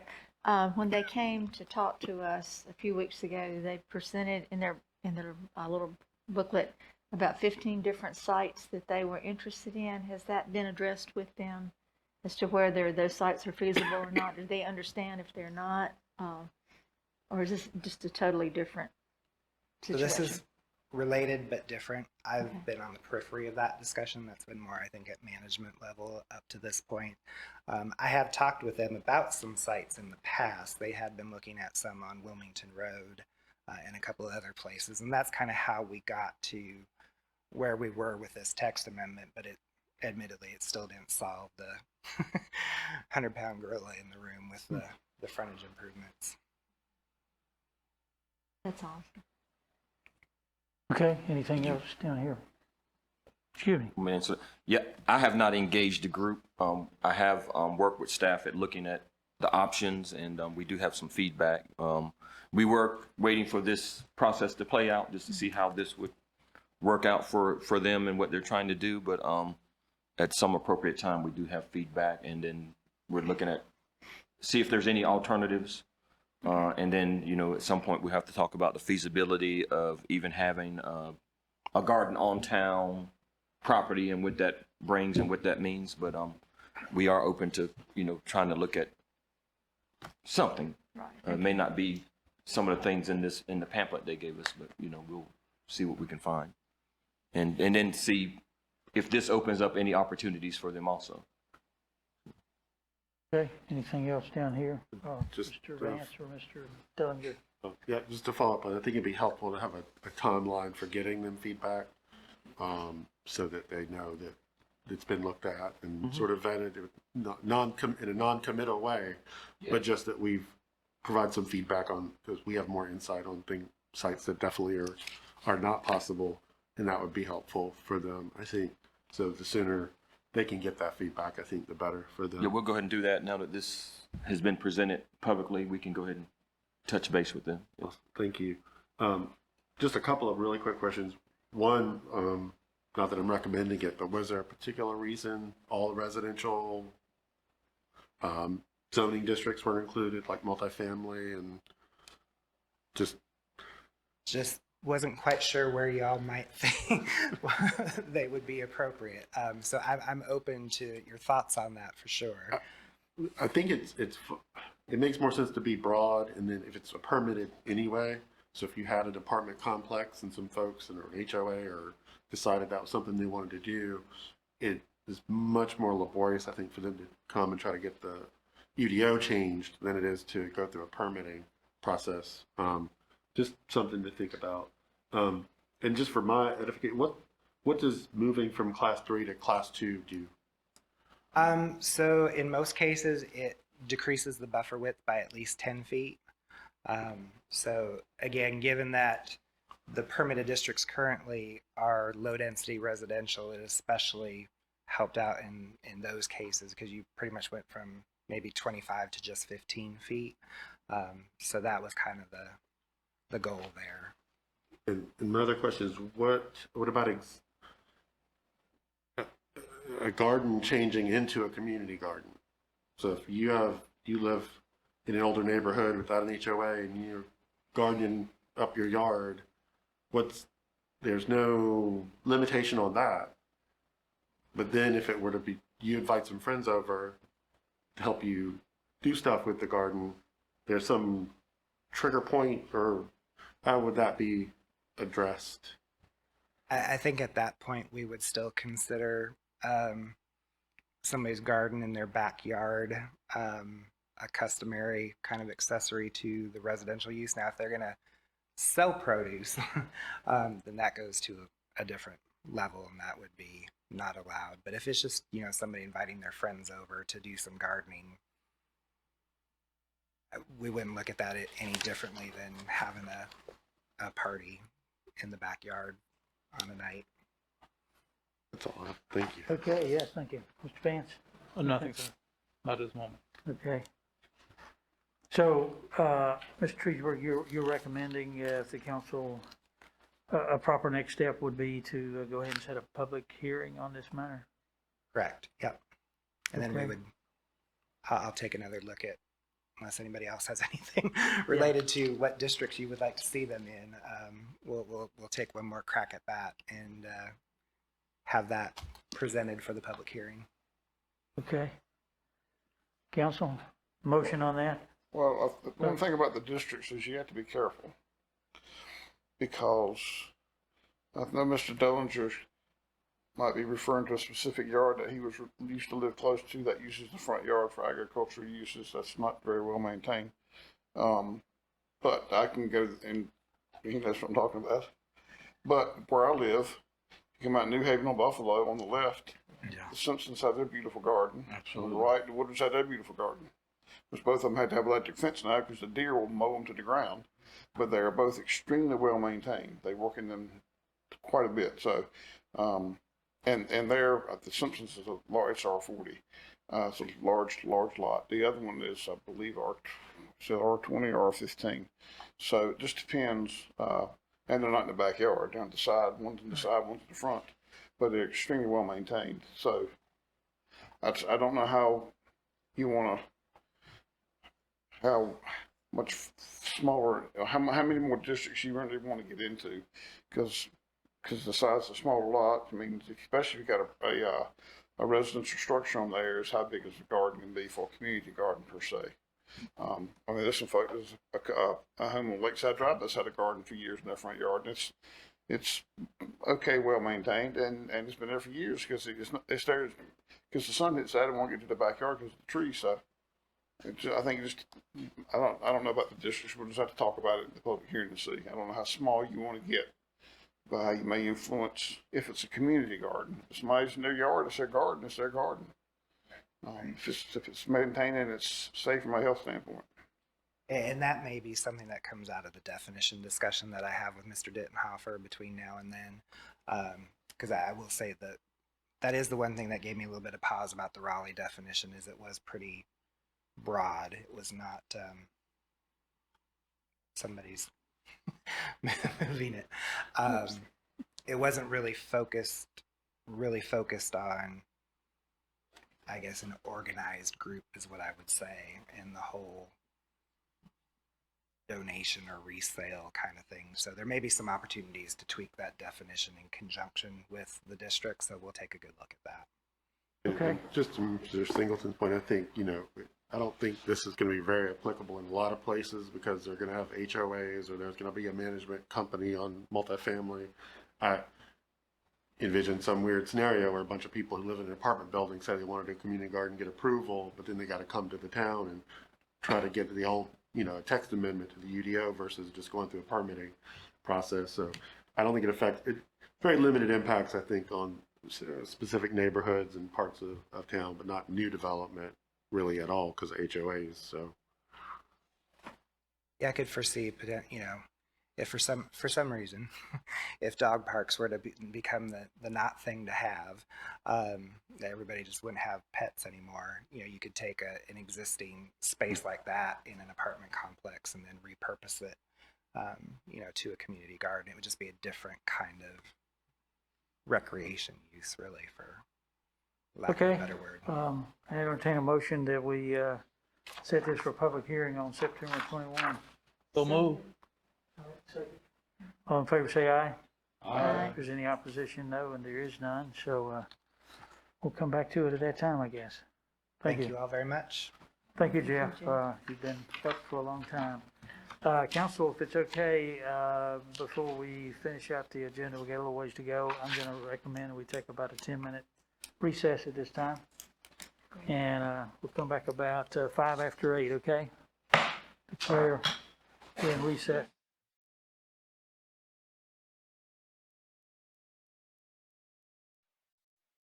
Okay, thank you all for being that time. And we're back in session. Pick up with our agenda. And I believe we're to item D1, which is manager reports. So, Mr. Dickerson, I recognize you at this time, sir. Yes, Mr. Mayor, Town Council, in your packet is the pending agenda for September. You'll see some items in there that'll be coming up in the next few weeks. One item in particular I wanted to point out on the September work session, we had originally one time talked about giving you some ARPA, American Rescue Plan Act information and doing a presentation at the work session tonight. However, we're still waiting for some of the guidelines to get more settled and more into concrete. And so the plan is to cover that September work session. However, had some discussions with Mayor, Councilmember Dellinger over the past week, and there was some desire to maybe have some information related to the ARP and maybe kind of get your feet wet on what some of the criteria might be in there. So we have prepared a document that kind of gives you an outline of some of the things that are being talked about for uses of those funds. We got a few sources, the League, the School of Government, Triangle J, as well as some others that are, have presentations and webinars. And this is a compilation of some of the slides that really show, kind of where this is headed. But still, I would caution that until the rules are finalized, we're not going to know exactly, what we can do with the money. But this will give you some baseline. And if you notice, this information does have some links embedded into it. So I will send you an email tomorrow, if not tonight, more than likely might be in the morning, where you'll be able to click on some of these links and look at some of the more detailed information. As you see in here, the links are in blue. But this kind of gives you an outline, and you'll know there's 3 buckets of funding. They're all got some different regulations attached to them, but this will kind of give you an idea of what the ARP is and kind of where it's headed. So we'll be prepared to address that in about another month. The other thing I wanted to do, if there's no questions on that, was to let's see if I can find it. Just give you an update on the rec center and kind of where we are with that. As you know, with COVID and some of those things, that's made us kind of think about how we use that continually, how we use that. But we have been able to get some activity in there, which is really good. We do have planned community open house or opening event, kind of a kickoff, and we're going to schedule that for Friday, September the 24th from 5 to 9. One reason for choosing that date, it is concurrent with the September Garner Night Market, and so there'll be a crowd there. It'll help bring some folks to the market, and it also help get them into the rec center, so we can kind of feed off of both of those events together. So we'll have, I think we'll have some activities, we'll have some tours and those type of things. And we might even have some giveaways here and there, so we'll see. The town has started its marketing efforts this week, and it's putting a lot of information out about the rec center. Probably a good contingent that don't know it's open, even on a limited basis. It is open, and we do have some folks coming in. We started activating some of the space, so there's some pickleball, there's volleyball, some basketball activities in the gym. I think at this point we're still not allowing competitive play, for example, for basketball, but we are allowing kids to come in and shoot and wear a mask and shoot around and do some things like that. There's some fitness class demos in the fitness room. We have some art projects, a marketing booth, and as I said, some free play activities in the multi-purpose room, like Jenga, giant Jenga, and some games like that. Attendees will receive a punch or stamp card and will receive a prize pack if they visit each space. So we're just trying to promote it and we're trying to let the public know there's more in there than just basketball. It's a multi-purpose facility and a lot of different things to do for all ages. So anyway, any questions about that? And Maria Munoz Blanco is here, the Parks and Rec Director. So if you have any questions for her or me to answer, you can do that now. Questions for either one? Okay. I'm sure you've all been in it, or we had the openings. It's a tremendous facility, and it's a great addition to our town, and excited about the prospects of it over the coming weeks and months and years. Okay, you finished, Mr. Manager? Not quite. Okay. Wanted to introduce some of our bond info. We've been, going out, putting the bond info out into the public. We started last week. We had the Connect conference and did a presentation on that. John and I have attended one of the Midday Rotary Club, and gave them some information. And now we're starting to have some of our printed material and also our electronic materials. And you have in front of you there one of the flyers that we'll use with frequently asked questions about the bond program. And then we've also secured a website. I think it's the same one we used last time, but we've updated the information, and Rick has just put that up on the screen. You can see that in front of you. And that has some of our bond info, some of our logos and graphics, and the frequently asked questions are up there. And we'll populate more information as it comes available and is relevant to the bonds. And that's pretty much it. Communication staff's doing a good job putting this together, and should answer a lot of questions. So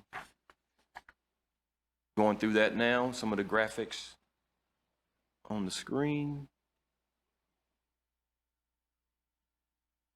If a council member wants to kind of get a better understanding of clubs or civic groups that they might be accompanying one of you with, they should just maybe... They can call me. Okay. We're keeping a running list. Okay. Between me, John, and Rick, we're keeping a running list of where we plan to go and which council members may attend with us and also help present. Okay. So yeah, we got a list. And if any council member mentioned a particular meeting that you were interested in attending, if you haven't gotten a call back from us to confirm the date, that means we haven't gotten dates from the respective organization. So we did track all that. We've confirmed a number of them, but we are waiting for contacts back from a couple of the organizations. Thank you, John. Okay, anything else, Mr. Manager? That's it. Okay. Thanks. Our attorney's not listed on here, but I'll ask her at this point if she has anything publicly about way of a report. No report this evening. Okay, thank you. Okay, I'm going to go to council reports, and just before I recognize council members, I want to give the mayor an opportunity to share some information that I think is extremely important and that I very much want our citizens to be aware of. I think all elected leaders in Wake County received a copy of this results from actually a news conference that was held back on, I think it's the 25th, or at least the date of this 25th. But I just want to cover several bulleted points. It won't take very long, but I hope all of us and all of our citizens will be aware of this. And here's the information. It says we are all working together to meet the COVID crisis. That's from the medical facilities, Wake Med, UNC, Rex, Duke Hospital, and so forth. Number 2, COVID is straining all of the county health systems. The number of patients is surpassing bed capacity. Number 3, the Delta variant is highly contagious. It causes more hospitalizations of patients and affects younger patients, including children. Number 4, know where to go for physical and mental health care. And number 5, all of us need to get vaccinated. That's almost kind of like a plea from the medical community to all of us to be aware of these concerns and issues. So I share that with you as information that I hope our citizens will be aware of.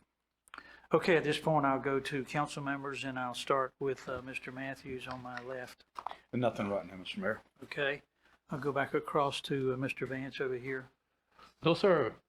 Nothing tonight. Okay, I'll come around to Mr. Dellinger. Just two quick things. The Garner Night Market was a big success. We'll be doing a couple more. Mr. Dickerson mentioned the other one. They'll be at the end of last Friday of September and October. We have a board meeting this week, and we're going to tweak some things and make it even better. But I mean, it was pretty good. It was a good crowd. Councilman Behringer was out there, and everybody was out there, so it was good. If you didn't make it, try to make it. The other is just a quick. I posted it on Facebook. I was driving around Timber a few nights ago, and it was dark already, and I saw two of our police officers helping this elderly woman across the street. I don't know what the situation was. I don't know if she was lost, but just the level of care, and they were directing traffic and stopping. The care and concern they had with her was just visible, and it was just good to see. So I don't know who they were, but it was just a good thing to see. Thanks, sir, for noting that and sharing that with us, sure enough. Let's see, I'll go back to my left, and I'll come back to you, Ms. Behringer. I'll go to Mr. Singleton. Be last, okay. Let Ms. Behringer go ahead. No. Go right ahead. Okay. Yeah. Yeah, the night market was really good. It was congenial. People seemed to be enjoying being down there. I heard lots of comments about they didn't know that we were having these events. And one lady, I overheard her talking to her adult son. I couldn't hear what he was saying, but I heard her say, I just can't explain it to you, but I love being here. I just love being in Garner. And of course, that was wonderful to hear.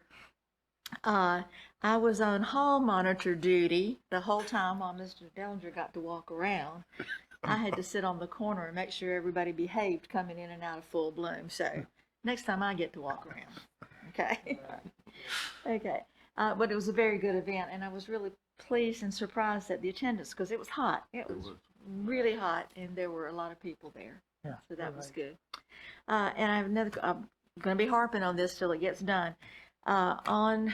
At the intersection of New Rand Road and Garner Road, when you make a left turn going west on Garner Road, there is a place where the pavement on Garner Road meets the pavement from New Rand Road, and there's a pothole there, and it's got to be fixed. You can't make that left turn without hitting that hole and bump. If you get out and look at it, it's about this long, maybe about this wide, and it's where the upper pavement is higher than the lower pavement.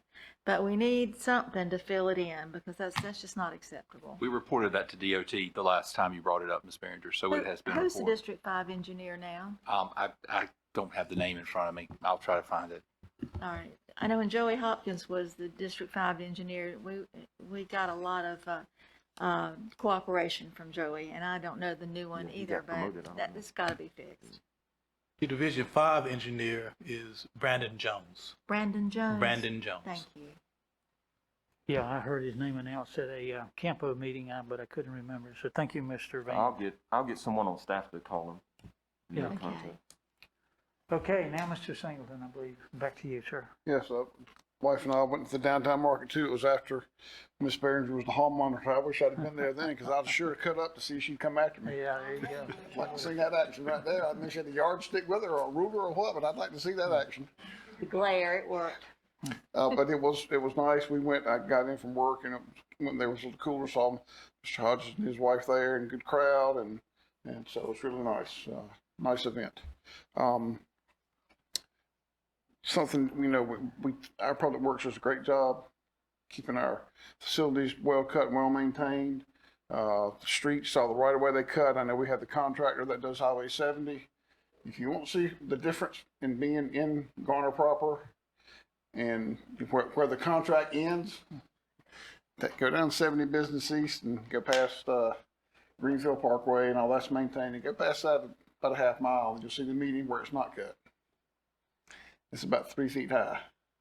And we're getting out of that way. And one day I think Garner will go further down there maintaining it, but going down there and go from after you cross over Rayner Road, about a quarter mile, look at the median all the way down to Guy Road and further on down. It's just, I mean, it's a gap. And it's not something that's in all of the town. Some of the town properties around that, but it's not something that we maintain now. So I noticed that, of course, driving all around a lot of the towns I see. But if you want to see a dramatic difference, just go down Highway 70.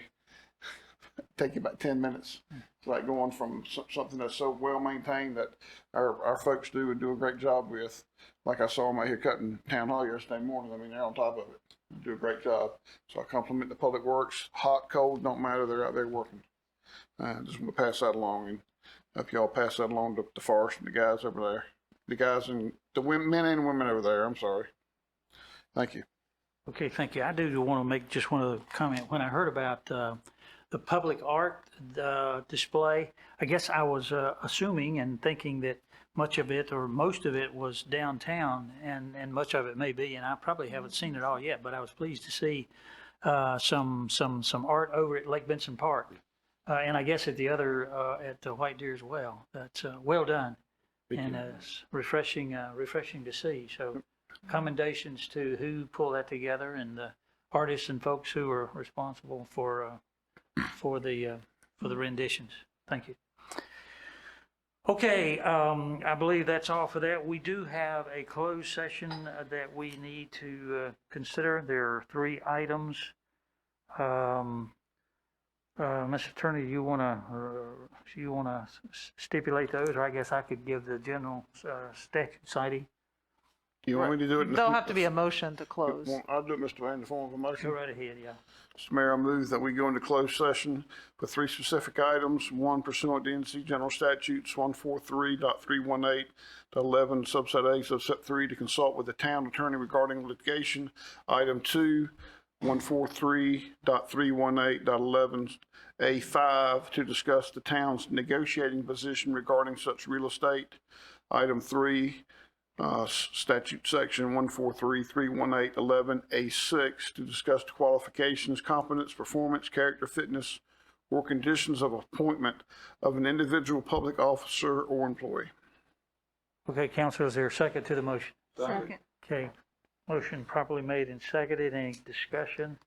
All in favor of the motion, please say aye. Aye. If there's any opposition, no. And it is so ordered, and I'm going to declare that our open session is now in adjournment.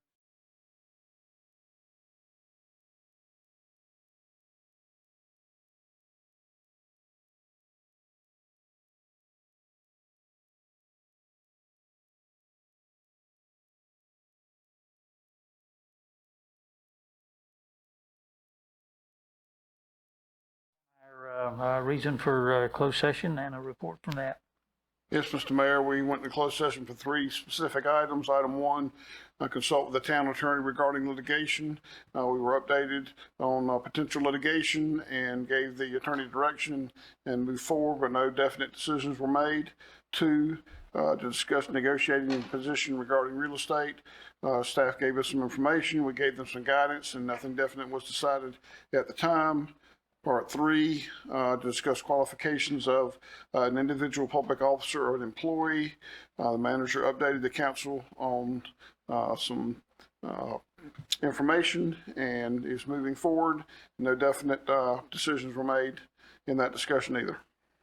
Okay, thank you very much, Mr. Singleton. So that concludes that report, and I believe we've covered everything on our agenda. So I will entertain a motion for adjournment. Second. All in favor, please vote aye. Aye. If there's any opposition, no. And I declare that this work session of the council is adjourned.